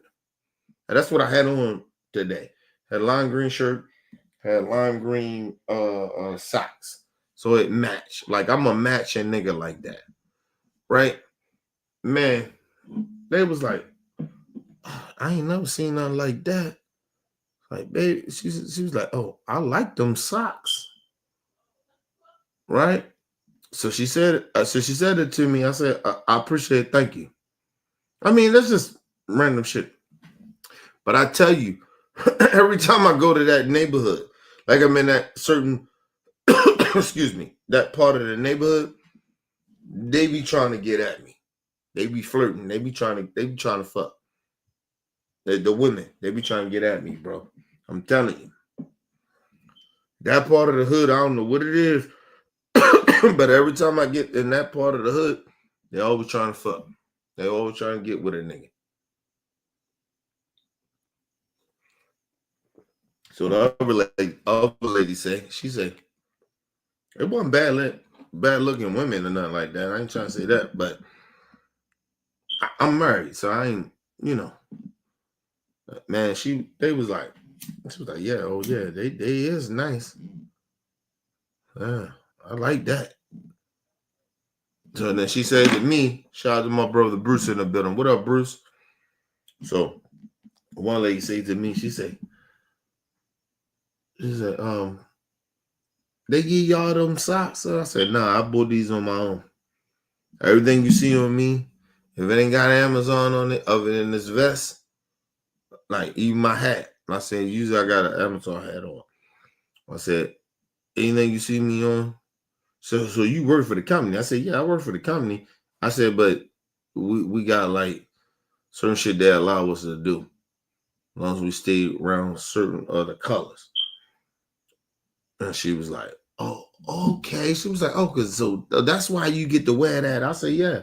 I said, if I was so out of pocket just wearing ridiculous shit, I came here with a tank top on, it'd be an issue. I said, and I told her, I said, and you can tell the difference between flex drivers. I said, flex drivers drive their own vehicles, even if it's a rental, right? A lot of the times, that is still Amazon, right? And she was like, oh, okay. She's like, oh, so they don't just let you just, no, I say, no, even the flex drivers, if they not wearing fucking the vests, they out of pocket. You know what I mean? They doing some fuck shit. And listen, I told them, I say, write their ass up, because that fucks everybody else up. You know what I mean? Because you got, if ain't nobody wearing the fucking Amazon shit, people come on. Look, people got shot for rolling on people's property without the fucking Amazon vests. This is real talk, because they got on regular clothes, the FedEx people. So I said, nah, yeah, write their ass up, because they not supposed to do that. They have to have on a vest. So she was like, oh, so they let you do that? I said, yeah, they let us do it. You know what I mean? You know, but as long as it match in some type of way. And she was like, yeah, baby, you do be matching. You is matching. I said, yeah, I tried to. You know what I mean? She was like, yeah. She was like, baby, you matching. And you looking good. I was like, I'm married, bro. So you take the compliment, but you kind of get a little, I did get a little uncomfortable. Because I'm not used to, I've been out of the game a long time. So it's like, it's almost like I get a little uncomfortable because I've been out of the game, right? It's not them, right? Because I respect that. I love that they give me compliments, but I'm always a little uncomfortable. I've been out of the game. So it's a little weird for me. You know, people complimenting you and it ain't your wife. Like, you know what I mean? So for me, it's always a little uncomfortable, but I respect it. I appreciate it. I ain't gonna say respect it. I appreciate it. Like, you know what I mean? But I get that shit all the time though. They be listen, the motherfuckers in the hood, they trying to fuck. Especially them older ladies. They trying to fuck. A lot of they trying to fuck, and I'm like, nah, I'm good. I'm married. You know what I mean? It was some shit I heard today. One of the chicks that I do fuck with at the job, and we just was having this conversation. And man, I ain't gonna get too deep into it, but you know what I mean? I'm like, yo, and you did that at the job? I'm like, nah, man. That shit fucked me up. I was like, yo, I wasn't mad at her, but I was like, what the fuck? Like, we just was talking about this shit. But I always had to, right? I told you, motherfuckers be thinking I hang around old motherfuckers. Like, they think that, right? In life, they really genuinely think that I hang with old motherfuckers as I talk like I got some fucking sense, or I talk like I fuck with old motherfuckers like that. Yo, listen, I'm gonna put y'all on game about me. A lot of the young motherfuckers fuck with me. They genuinely fuck with me. Like, seriously. Like, at my job, nigga, the young niggas fuck with me. Ain't none of the old niggas. I don't even like to be around them niggas. Because every time a lot of times you hear the motherfuckers talk, they talk like old niggas. Like they talk like they don't understand nothing. They so upset. Like they take they life and job way too serious. Like, man, fuck out of here. The young niggas, they fuck me like, oh, this nigga Kenny be tripping. I'm always me. But the one thing about them, they fuck with me, nigga, because I fuck with the young niggas. Because I get what they going through. But you know the crazy shit about it too? I tell them the truth, though. I be telling y'all be on that bullshit, bro. Y'all on some goofy shit. I'll be honest with them. See, the problem with old niggas, you ain't relating to them. You ain't relating to the young niggas, right? But then when they do some shit wrong, and all of a sudden you want to tell them about themselves. You weren't relating to them when they wasn't doing nothing bad. You trying to give them advice in a way that they can understand it? You haven't been doing it. So now you just sitting here and you just mad about some dumb shit. Are you gonna be mad at young niggas you don't vibe with them? I say this to the old niggas all the time. You can't vibe with young niggas. I mean, you can't talk bad about young niggas if you don't vibe with them. They're not us. You know, I swear to God to you, on my life, it's a section that I do, right? Like where we meet up for our meetings and shit. It's a section that I do. I told you my aura is different. It's not to brag about, it's just an aura I have. I have an aura. Listen, hey man, you know, we have a meeting. We don't be in front of everybody where everybody be, they gotta come or everybody come in. Nigga, we just enough close, but at the same time, nigga, we ain't close enough to give a fuck about that shit. Because they ain't talking to us. That's the fucking area, that's the vibe that I did. Niggas come there, young niggas that really genuinely fuck with us, they come there. They come fuck with us. They come fuck with us. I made that area cool. It's just an area. It's not like this crazy area, like, oh, it's so far back. No, we just, nigga, we hear you. We hear the managers rambling on, going crazy. But nigga, we don't give a fuck about none of that shit because that shit don't mean nothing to us. And they ain't gonna say nothing to us. You know why they ain't gonna say nothing to us? Because of me. Facts. They be telling motherfuckers come close. Nigga, we almost in a whole nother, like, vicinity. But we good. I've always tell motherfuckers, man, don't be up close like that. Fuck, we up close. They ain't talking to us. We ain't doing that shit. What the fuck are you talking about? I don't give a fuck who manager it is. I don't give a fuck about that shit. He tell motherfucker, come closer, come here. Nigga, we just close enough to the point where I don't give a fuck about that. I can't hear none of that shit. And I fuck with one of the managers like that. That's my guy. But man, I don't want to hear that shit because you're not talking about me. But I get it. But listen, that's the type of shit I do. I told you my aura's different. It's not to brag about, to be on no bragging shit. I'm just telling you my aura different. Nigga, I can move people. That's what I do.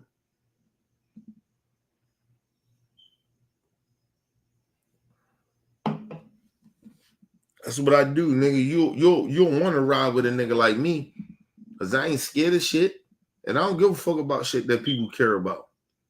I genuinely don't.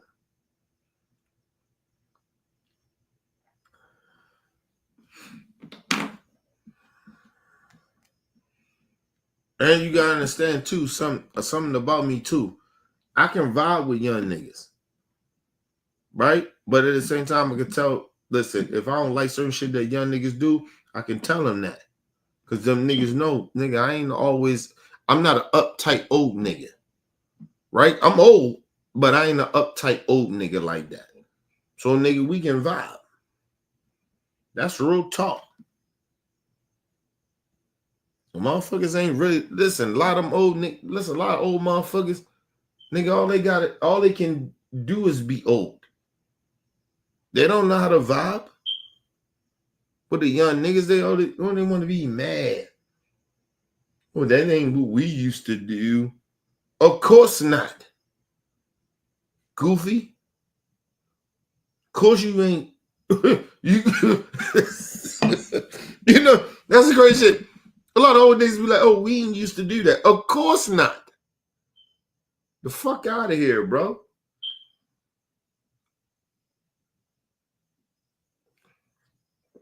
Listen, remember I told y'all. I said that my generation, the motherfucker who I was, created y'all generation. And that's why y'all act the way y'all act. That's why a lot of y'all violent or whatever, right? I was that generation. That's why y'all act the way y'all act.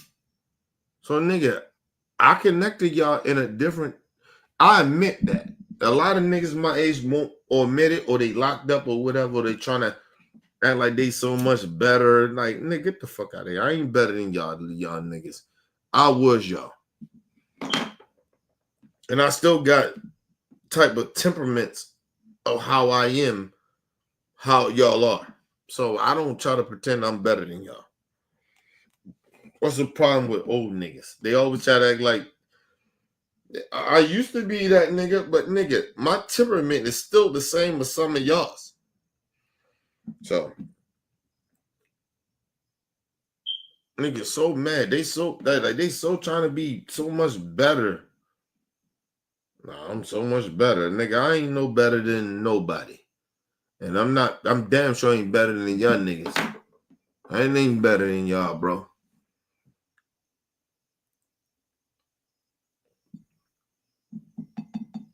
Listen, let me put y'all on game. If a motherfucker play me a certain type of way, nigga, I kill a nigga. So that lets you know everything. Now, my morals may be a little different from y'all. How y'all may carry certain things. But nigga, I kill a nigga playing with me. Like, seriously. I don't play like I grew up in street shit. So I'm not that nigga I'm not an old nigga like that to be playing with like that. I don't play like that. You play with me, nigga, I'll probably kill you. Listen, I ain't gonna most likely, nigga, I most likely will kill you. I don't play that dumb goofy shit niggas do. Niggas sit there and like, oh, I'm old. Like, nigga, listen, I'm old. I know I'm old, but nigga, I help all how y'all young niggas are. That come from the generation of mine. Y'all niggas play with guns because of my generation. And I'm not glorifying it. I'm just saying, don't forget who the fuck. I always tell people, don't forget who the fuck I was. I tell my family that, nigga, don't play with me like that. I smack the shit out of a nigga playing with me, man. I'll kill you playing with me. And like I said, I care about more shit than I ever cared about. So I'll kill you. I don't give a fuck about none of that dumb shit people talk about. I just care about shit more. That's it.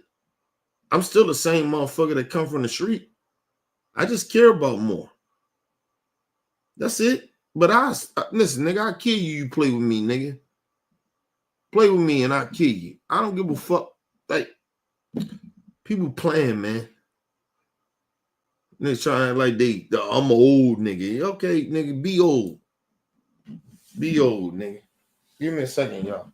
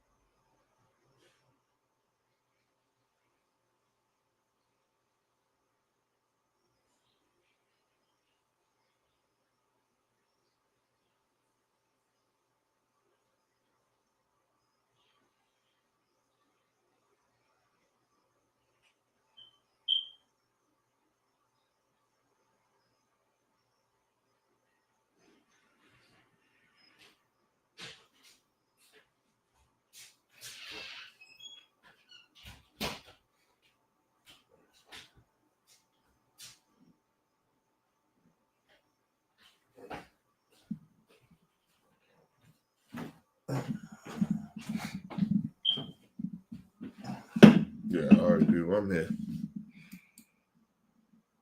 Telling motherfuckers like, yo, listen, and listen, I ain't gonna lie to y'all. That's why a lot of my family don't fuck with me. Nigga, I ain't changed like that. You play me, I smack the fuck out you. I don't play that shit. Nigga, I'll clap you too. You playing with me.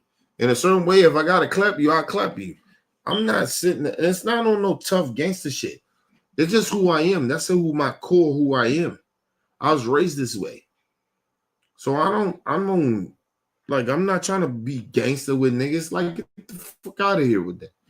Nigga, I ain't gotta be gangster with nobody. Nigga, I got a kid. Nigga, you think I want to risk my life for some shit? No, I don't want to do that. But if you play with me like that, nigga, I don't play like that. I'm a grown ass man, dog. You understand? You gotta understand something. Imagine a motherfucker like me, right? I grew up a certain type of way, right? I ain't never had nothing that listen, I love my niggas. I love my family. But I ain't never, and I say this, and I'll be real about this, I ain't never cared about nothing more ever than my daughter. Ever. My wife is my soulmate. Y'all know that. But I ain't care about nothing more than my daughter. So, nigga, my whole thing is that, nigga, if you ever play me or disrespect me or try to chump me in front of my daughter or try to, like, take my life in front of my daughter, nigga, I kill you. You get what I'm saying? Because I gotta be there for her. And I don't want no nigga to think they can punk me in front of my fucking daughter. Like, you get what I'm saying? So it ain't like you motherfuckers be thinking this about some gangster shit. It's not. Nigga, who the fuck want to get punked in front of their daughter? Who want to be disrespected in front of their kid? So, nigga, and I know motherfuckers try to do that in front of their kids. Nigga, you gotta kill me, man. I don't play like that. Nigga, you gotta kill me in front of my kid. Nigga, kill me. And if you got the balls to do it, then do it. That means this is my time to go. And I don't live like other people live. People live of like, oh, on this religious shit and shit like that. No, nigga, we born and we have a due date. So if I die, whatever the way, however way I die that way. I'm not worrying about none of that shit that a lot of people care about. Nigga, I die the way I die. If I die tragically, if I die, illness or whatever, I die that way because I'm supposed to die that way. I don't live my life to be scared. That's what I be trying to tell people, man. Stop living your life scared. Yes, we supposed to do some things to make ourselves healthy and shit like that, and we supposed to move different. I get that. I understand that. But a lot of you niggas just move scary. And then you want to move so gangster to the point where you got to be so gangster, you want to have people scared of you. I don't want nobody scared of me, nigga. I don't never want to move that way. Listen, my whole entire life, even when I was in the streets, I never wanted niggas to be scared of me. Scared of me for what?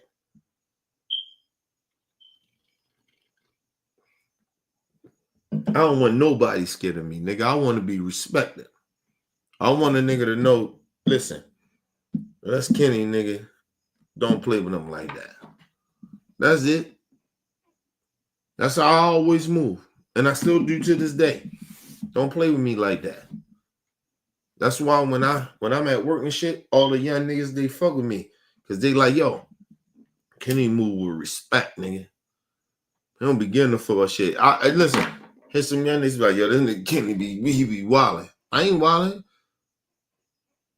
But they know at the end of the day, nobody play with me. Nobody play with me.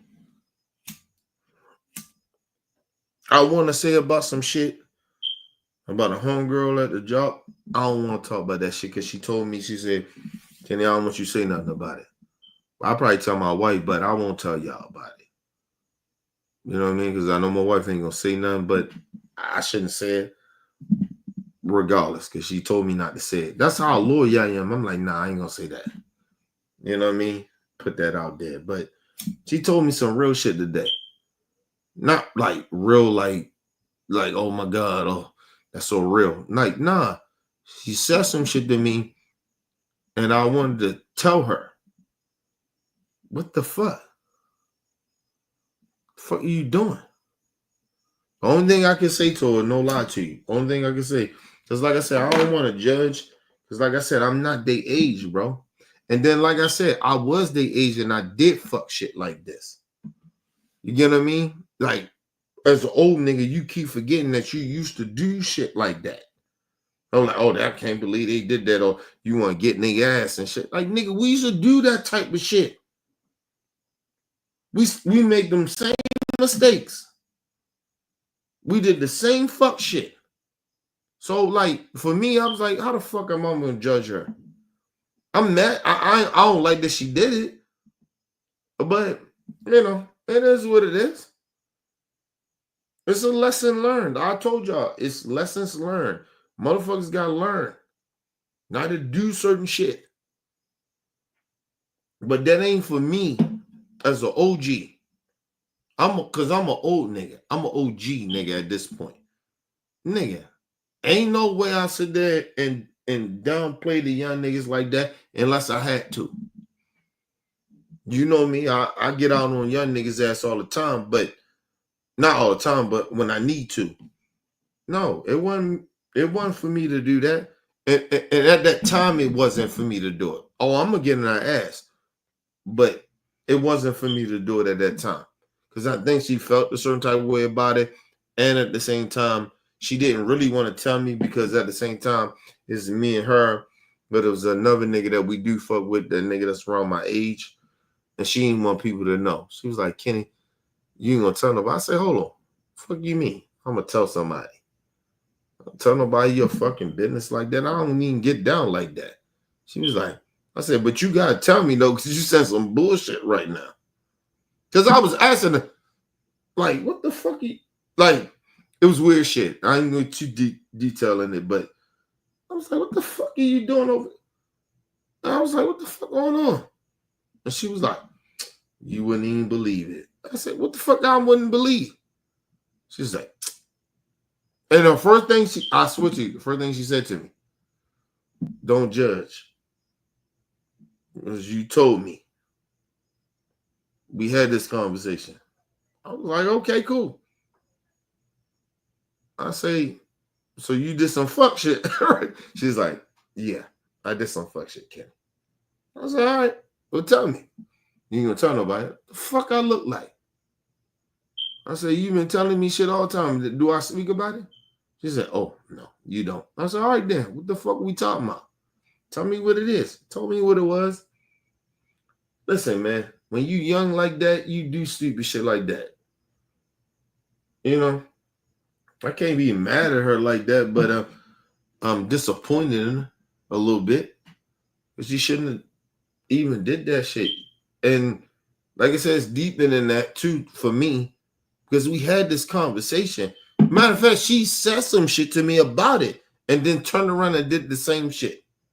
So, but like I said, they young, man. That's why I say I can't get mad at young people, because we do fuck shit. When you young like that, you do fuck shit.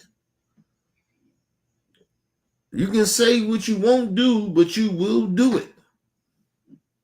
Honestly, when you're young like that, you will do it.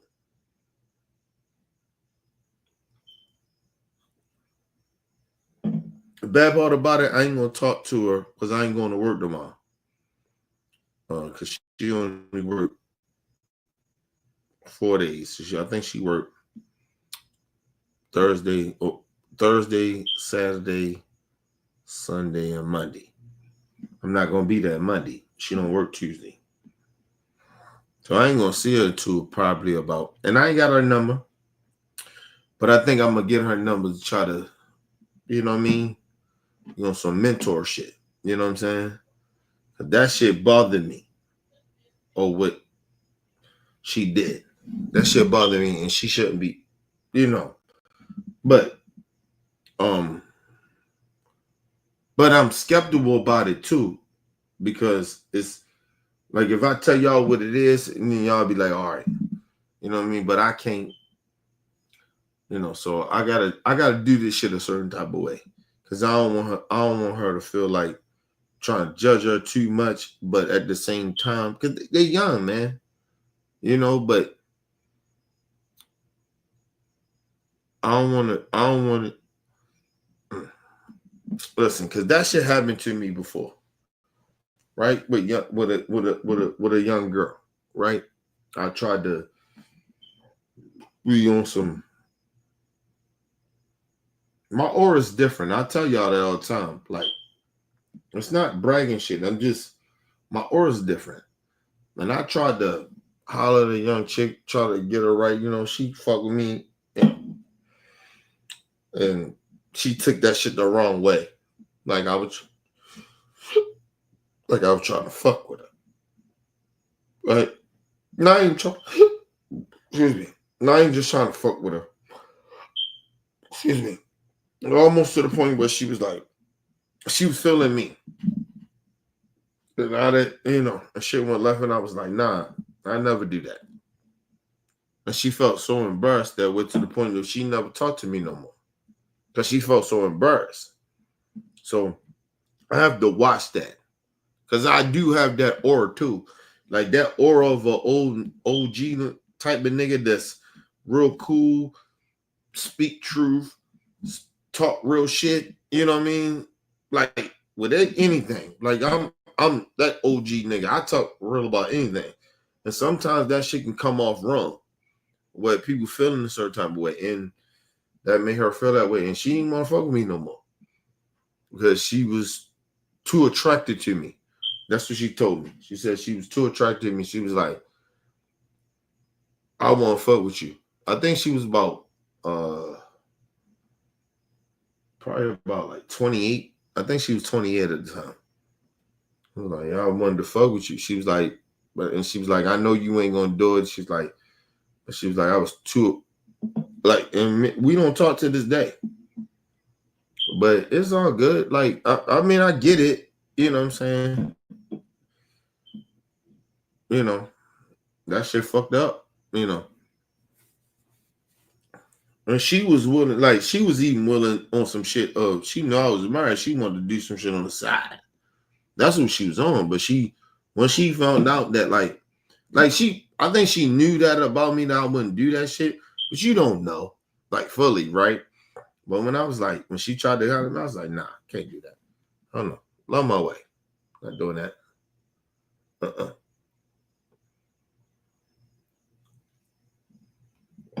Shit, I think if you called me 15 years ago or some shit like that, I probably did it.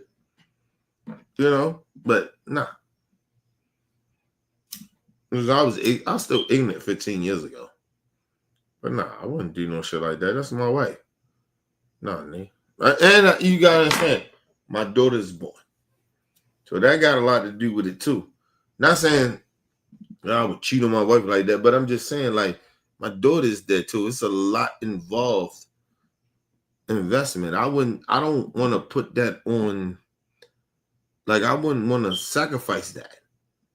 You know what I mean? Like, I always tell people, like, my daughter come first before anything. So I don't want to, like, you know what I'm saying? I get hit on a lot, bro. I think a lot of times people don't really understand that. I'll be telling my wife that. I get hit on a lot.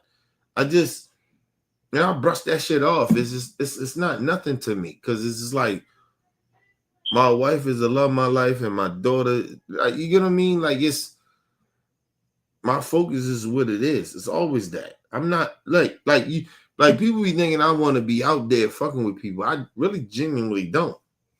Nigga, I'm good with my wife. I'm good with my daughter. Nigga, I want to be around them. I don't want to be around people like that. So my daughter is like, being around my daughter and my fucking wife means more to me than anybody. I don't give a fuck about what people care about. I don't. And I don't want to be around people like that.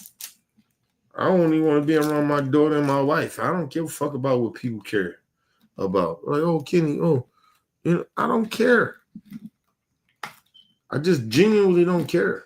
My wife is my life. She's the best thing that ever happened to me in my life. And then you gotta think about it. My daughter changed my damn life. You got two people that in my whole entire life that meant anything to me. Like that actually, now I didn't say meant anything to me, but changed my life. Two people that ever changed my life. My wife and my daughter. Both of them changed my damn life. I ain't never been the same since then. Honestly. All I was a fucked up ass street nigga that lost a whole bunch of people. That's who I was. People died. People was like, oh, they don't want him around because how he act. Like, you get what I mean? Now I don't give a fuck if you don't want me around or not, nigga. I'm good. My wife want me around. My daughter want me around. I don't give a fuck about nobody else, bro. I genuinely don't.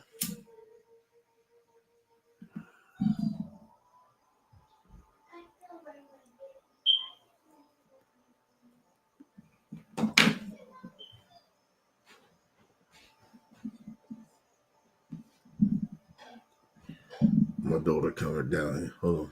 Give me a second here.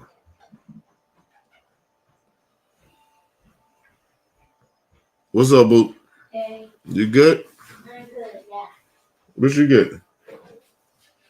I was getting my mother's ice. Okay.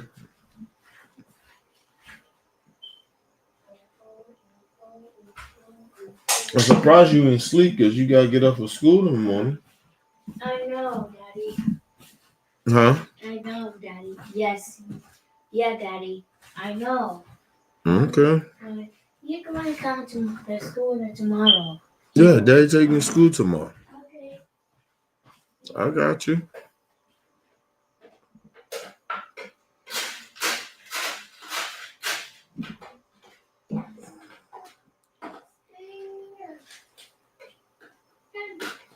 I told y'all, like, she remember every fucking thing.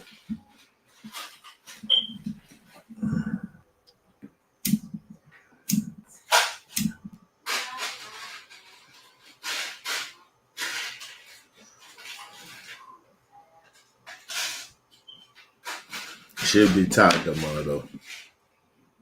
She mad excited and she go to school, but she gonna be tired tomorrow. That's when she gotta go 5 days a week. She been off for the whole summer. You good, boo? Yep. I'm still great.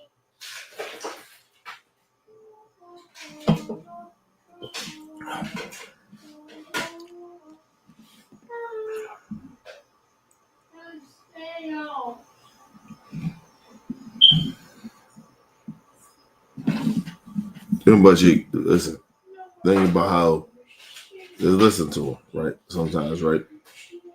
Think about how she just sang. She just sang all the time. She's singing now.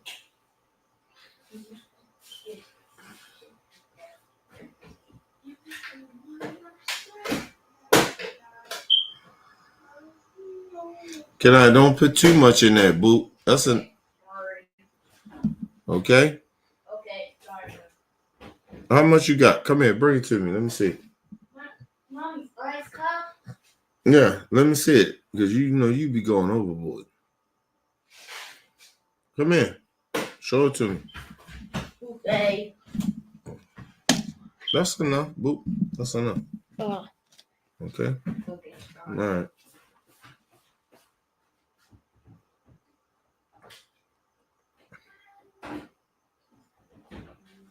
Good night. All right, good night. I'll see you in the morning, boo. Love you. You want to come to school and pick me up tomorrow? Yeah, Daddy's taking you to school tomorrow. Okay. Okay. Love you. Good night.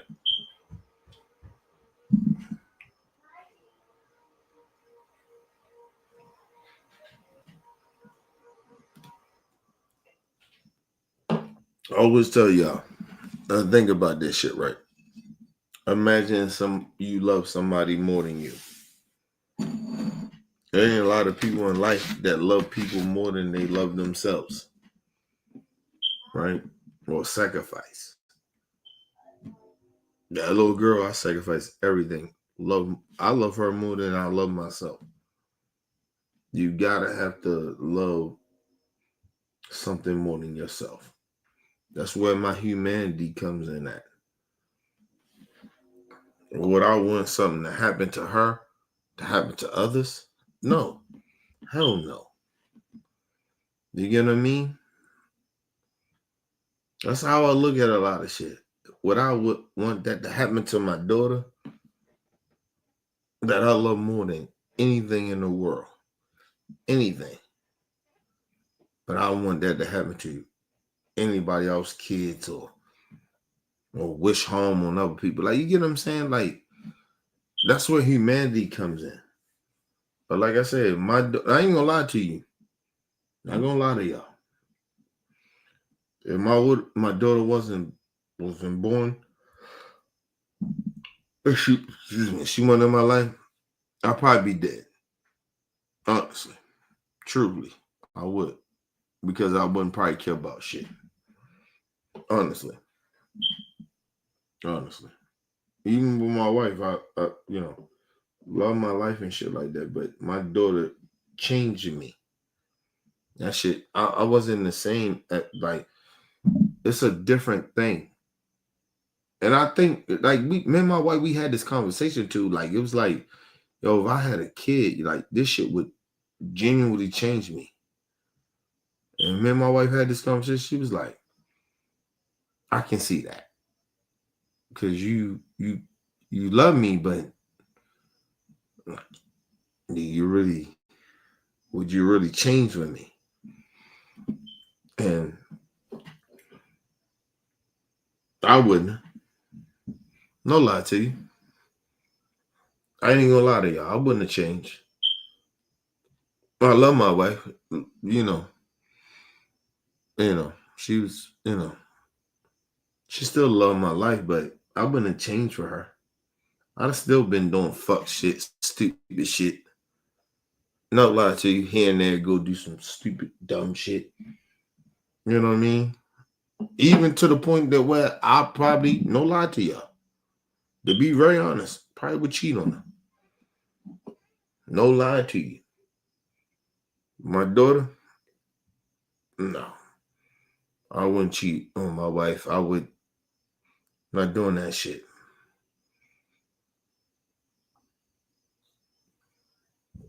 I might have did it in the beginning because I was scared as fuck or some shit like that, but nah, nigga. I would never do that. Ever. The crazy shit about it, a lot of the friends knew that I did that shit back in the day. But when my daughter was official like that, I knew that shit was real. I cut all that shit out. I don't fuck with none of that shit no more. Like, I move like a fucking grown up. I move like that little girl is everything. You know what I mean? I ain't trying to lose. You understand? You do understand that when people get divorces, right?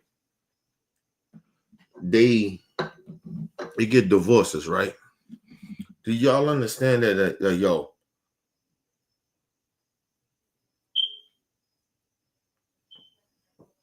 you hurt them kids. You hurt them. You hurt that kid. That father is not there. That mother and that father they doing everything to hurt each other. And nigga, I would never want to do that to my daughter. But she gotta pick and choose who she care about more. No. Fuck that shit. I will sacrifice my life for that. Fuck that. Listen, nigga, I will sacrifice I know my wife don't be right about a lot of shit, nigga. All right, boo. Whatever. Okay. You right. But I'm not sacrificing. My wife did some shit. I was like, I always do shit all the time. Nigga, I be, all right, cool. But I'm not going to sacrifice my relationship with my daughter. I'm not doing that. Fuck that. My daughter is the love of my life. She's the love of my life. Nobody comes between me and her. Nobody. And if I gotta sacrifice some shit between me and my wife, or letting her be right about certain shit that I know she ain't right about, I don't give a fuck. Let my wife be right about that. Or if she ain't right about it, whatever, nigga, or she make a mistake, nigga, I don't care. I got her back. That's what real niggas do. I love my fucking wife. But my wife do some fuck shit to where the point that where I be like, yo, come on, man. And then I know she say the same shit about me. Like, oh, this nigga. First of all, I know. I put it this way. I know for 100% that I have done fuck shit. And when my wife is like, I need to leave this nigga. This nigga on that bullshit. I did some fuck shit. I guarantee you that. I know that for a fact. But our kid means more. Our kid mean more. And my thing is, I try to make it up, baby. You know what I'm saying? We always, listen, I always tell people this. This is why I love my wife. This is why she the love of my fucking life. Like, real talk. Do y'all understand that my wife, I've been fucking up for a long time. A long time. Listen, people, I mean a long time. I fuck shit up for a long time. Like, everybody be like, oh, you see Kenny now, he talking like he got some fucking sense and all this other shit. Nigga, my wife she been having my back for a long time. She been taking care of me for a long time. Long time. That's why listen, don't ever get shit twisted about my wife. That's why I said, you play my wife, I kill you. Listen, I mean that. Listen, my fucking wife been taking care of me a long time. I ain't been shit for a long time. A long time. Don't get that shit twisted. I ain't been shit for a long time.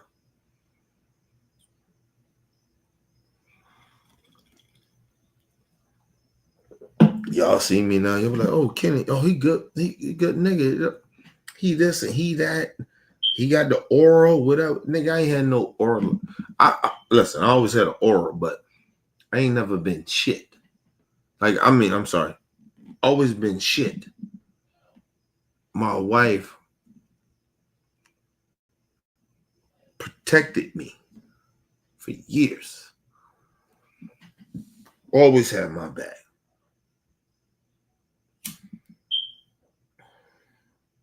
That's why even people in my family don't like my wife.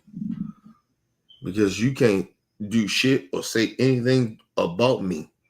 My wife got me, nigga. That's why I always tell you, yo, my wife is the love of my fucking life. Nobody comes above her other than my daughter. Yo, my wife will kill you over me. My family can't stand her. Real talk. They ain't got no choice but to respect her too. Cause they ain't like her, but okay. Nigga, you ain't got no choice but to fuck. Hey, you gonna fuck with me? Nigga don't play like that, nigga. And first of all, nigga, like I keep trying to tell y'all keep thinking that I kill a motherfucker. First, I wouldn't. She would. I keep trying to tell y'all that. Even my own family knows that. They know Mika would kill you before I would. My own family knows that. That's what I be trying to tell motherfuckers. Don't ever get anything twisted about, yo, me and my wife, the way we are is because of her. She loves me.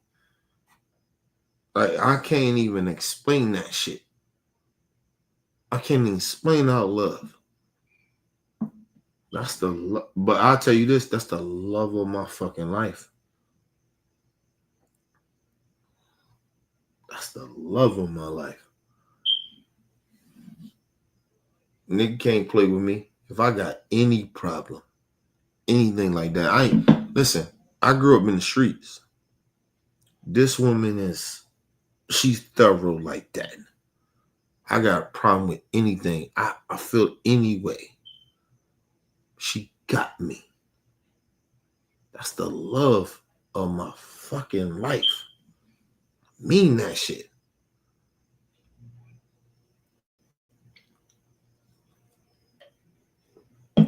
Imagine having that in your life. Imagine you, and that's why I told you I don't move around with fear either. Cause if I die dead, my nigga, she'll kill you. You kill me, nigga, she gonna get you. Play with me like that. Let the police kill me and see what happens. Like, nigga, we on that accord. That's how we are. Let me die from the police all of a sudden. Get the fuck out of here. First of all, I didn't even move like that, so she already know. And my police try to kill me. Get the fuck out of here. My wife would kill you, bro. That's why I said, yo, listen, it's different when it comes to my wife. Like my daughter, that's something different. But when it comes to my wife, nigga, you play my wife like that, nigga, I'll kill you. I'll kill you on my daughter, but I'm telling you, it's different with my wife, too. My wife will kill you over me. And you play my wife like that, nigga, I'll kill you. I don't play that shit.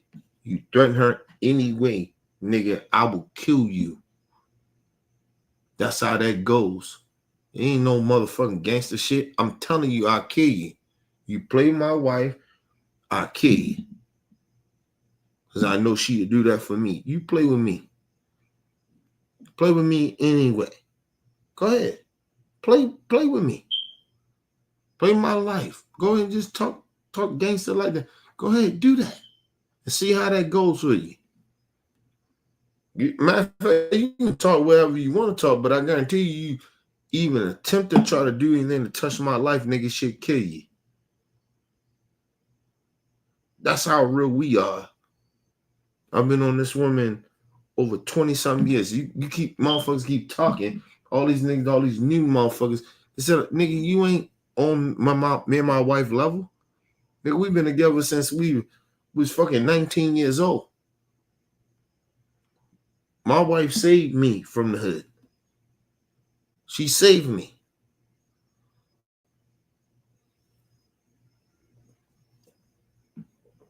I've been a gangster nigga before you niggas even thought about being gangsters.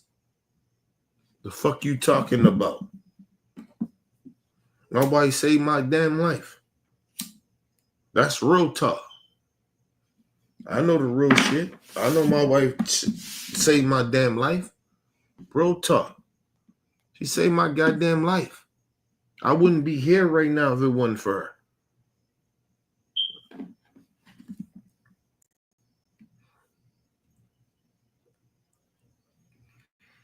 That's why when bro Bell, when we talking shit, I'm telling nigga, I'll never glorify street shit. How can I glorify street shit when the fucking woman that saved my fucking life from gangster shit, and I tell you that, how the fuck I glorify that? I can't glorify gangster shit when my wife's, that's the love of my fucking life, saved my fucking life. She saved my life.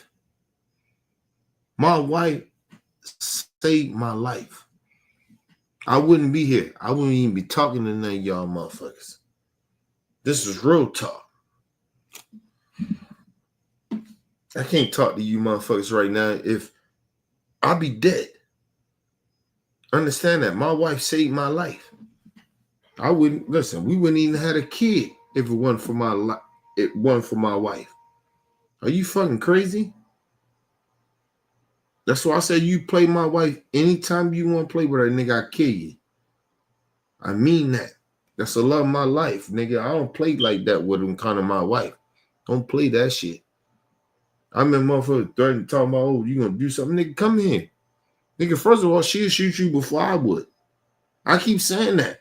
Everybody keep thinking like I'm over exaggerating that. No, I'm telling you, my wife would kill you. She would shoot you or kill you before I would. I'm a gangster nigga, but no, my wife don't play like that.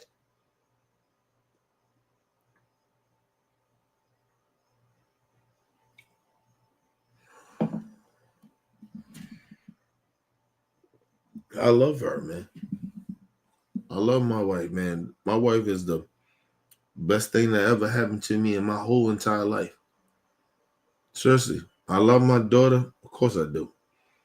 But my wife is the best thing that ever happened to me. Ever. I'm who I am because of that woman. I love her. And if you play with her like that in any type of way, that nigga, I'll kill you. It's not on no gangster shit. That's just what I would do. No gangster shit. I would kill you over my wife. It's the only person in my life that I knew that helped me in my life, to change my life. Only person. Literally did that. It was other people in my life that helped me, but not like her. No. I still love my life, man. She took care of me. She made sure I was good. Always. And even still to this day. When I don't even deserve some of the shit that she does for me. But she does it because she loved me. Understand that, yo. Like, yo, I don't deserve a lot of shit that my wife do for me, but she does it.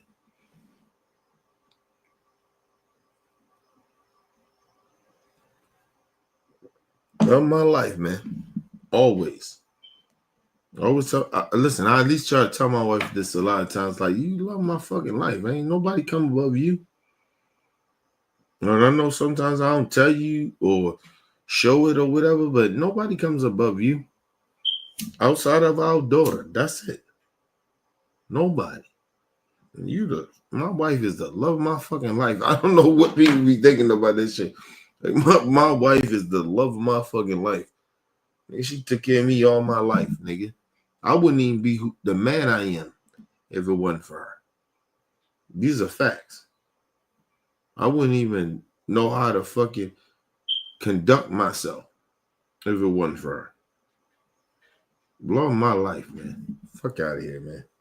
I don't play those games like that. Yo, my wife is who she is, nigga. She's who she is, man.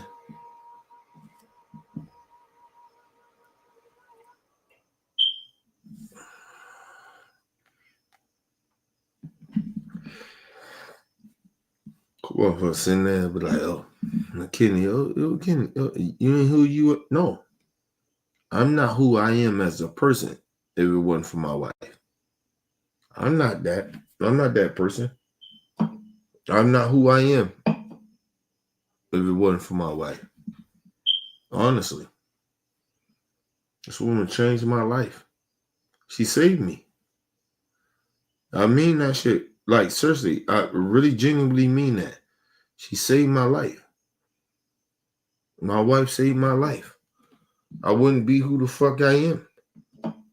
Honestly. I'm dead serious about that. My wife, listen, I wouldn't be who I am, bro. The morals, the principles, anything, any of that shit I talk about, I wouldn't be that person if it wasn't for my wife, yo. Like, she saved my life. She saved my life, man. Sorry to tell everybody you thought that, oh, this is some shit that Kenny came up with the street shit. No, fuck out of here. No, it's a part of that. It's probably half of that, but the other half is my wife. She saved my life, man. I wouldn't even be who the fuck I am.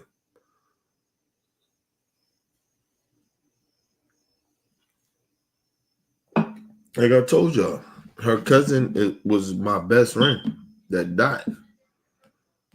You know what I mean? He died.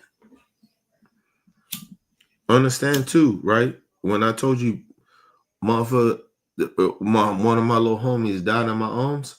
You know who was there? That died in my arms? My wife was there. When my little homie died in my arms, she was right there. They called me. My wife and them, when that shit happened, my wife and all of them, they came to me. It was like, yo, he got shot, whatever. Like, understand that. Like, my wife ain't no motherfucking body. Like, when I speak about my wife, it's not about somebody I'm talking about or just got with. You know what I mean?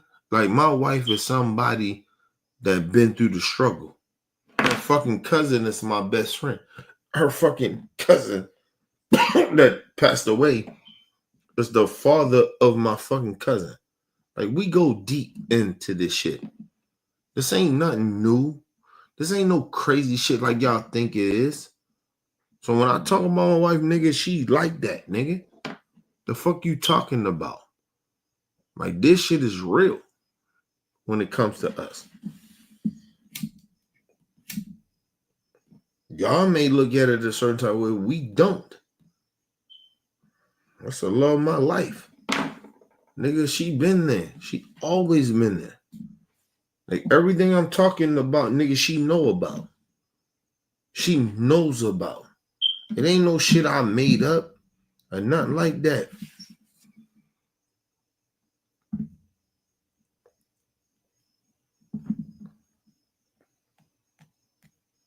So,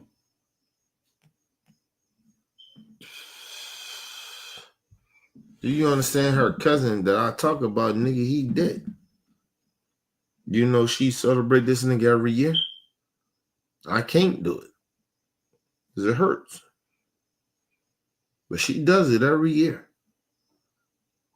Do you understand? Like, yo, we connected in a way that y'all motherfuckers can't understand. Like, we go back on some gangster shit. Right? But at the same time, we ain't on no gangster shit. We know how gangster shit fucked out fucking, how it killed out people. So, nigga, we ain't on that shit like y'all think we on. But, nigga, that, we go deep with that shit.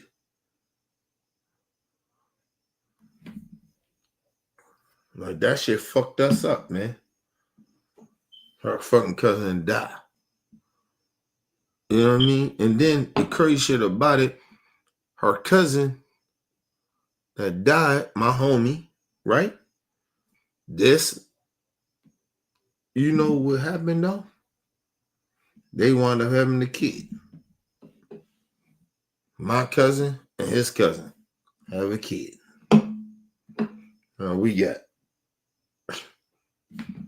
We got a fucking, like, you get what I mean? Like, yo, we deep in that shit. That's what I'm saying. Like, yo, you can't talk about me and my wife, nigga. We like that.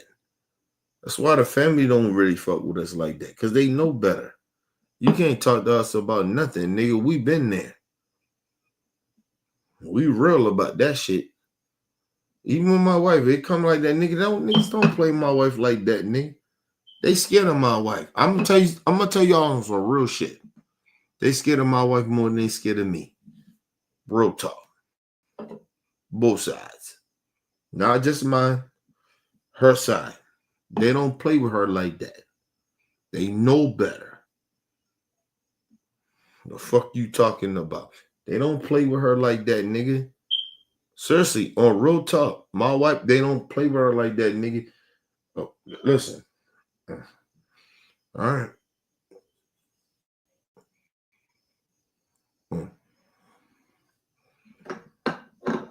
I'm just trying to tell y'all, man. They don't play my wife like that. I'm just telling y'all, real talk. They don't play with Mika like that. They do not.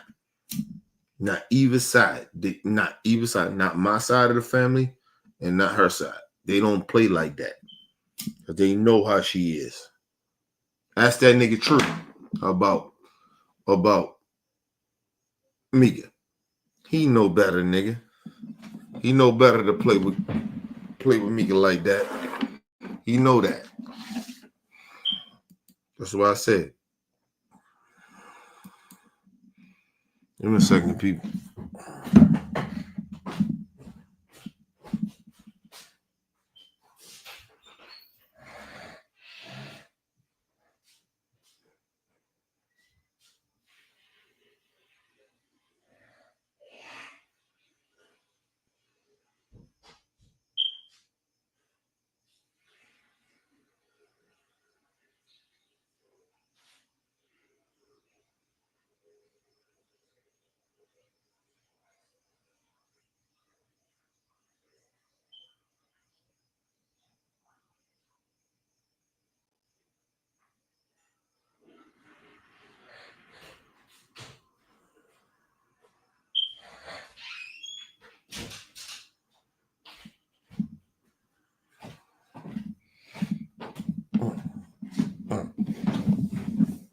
All right, people. I'm up out of here. I'll take my daughter to school tomorrow. But I want to be real about that shit. Like, yo, them niggas know better, man. That nigga True, he know. All them niggas know. Like, yo, when it come to motherfucking Mika, yo, they don't play with her like that, nigga. You know what I mean? When he found out that Mika didn't like him, all of a sudden that nigga did not want to fuck with OBF no more. You know that? Because, like I told you, when Mika don't like you, nigga, that shit changed, nigga. It's a different level of some shit. I'll be honest about that shit. I ain't gonna lie to you. Yo, that nigga True, all of a sudden he was like, oh, when Mika said, oh, when he found out, and I told him, I said, yo, Mika don't even fuck with you niggas like that. As soon as he found out that Mika didn't like him, all of a sudden, nigga, now all of a sudden, he don't fuck with OBF no more. I'm telling you. When Mika don't fuck with you, she don't fuck with you. That's is what it is. You know what I mean? And everybody know this too. Let me say this too. Right? Not everybody. So shout out to Bro Bell. Because Bro Bell, even though my wife ain't fuck with Bro Bell, Bro was like, nah, fuck that. I'm keep still fucking with. Shout out to Bro Bell. Shout out to him. A lot. That's what I said. That's where that sucker shit come in at. Man. My motherfucker was saying, oh, you don't fuck with OBF. I'm like, nigga, what? Right? On OBF. Right? Everything supposed to have been good. But all of a sudden, now, oh, they don't fuck with OBF now. Okay. Shout out to Bro Bell, because Bro Bell, he said, no, I don't give a fuck, nigga. That's OBF. Nigga, I fuck with them. Blah, I fuck with Kenny and blah, blah. Nothing happened. Bro Bell still fuck with it. And he know Mika don't even like him. Because he feel a certain type of way. He already know that. But he still keep fucking with OBF. He still keep fucking with me. That's real shit. Because I told you, and I even said to my wife, I said, you wrong about Bro Bell. She was like, nah, it's just that shit, that energy come on. I said, boo, you're a little wrong about that. But they're going to take a little man. They're going to be good.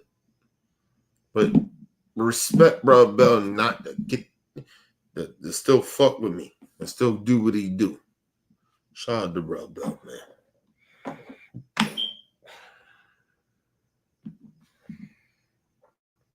Shout out, Bro Bell.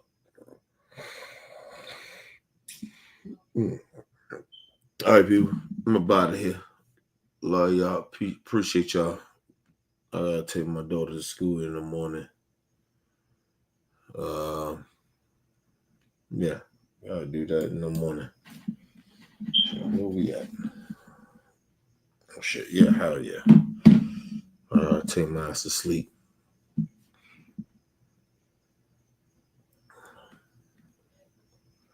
I may not hit y'all tomorrow though, because I gotta go to work the next day, which is Tuesday. So yeah, appreciate y'all. Love y'all. That's why I did a live stream tonight. Appreciate y'all. Love y'all, man. We're gonna do some shit. Hopefully do some shit later on this week. Probably around like maybe Thursday or Friday. So I got y'all because I gotta work Tuesday and I work Wednesday. So I appreciate y'all. Love y'all, man. Peace and love to the world.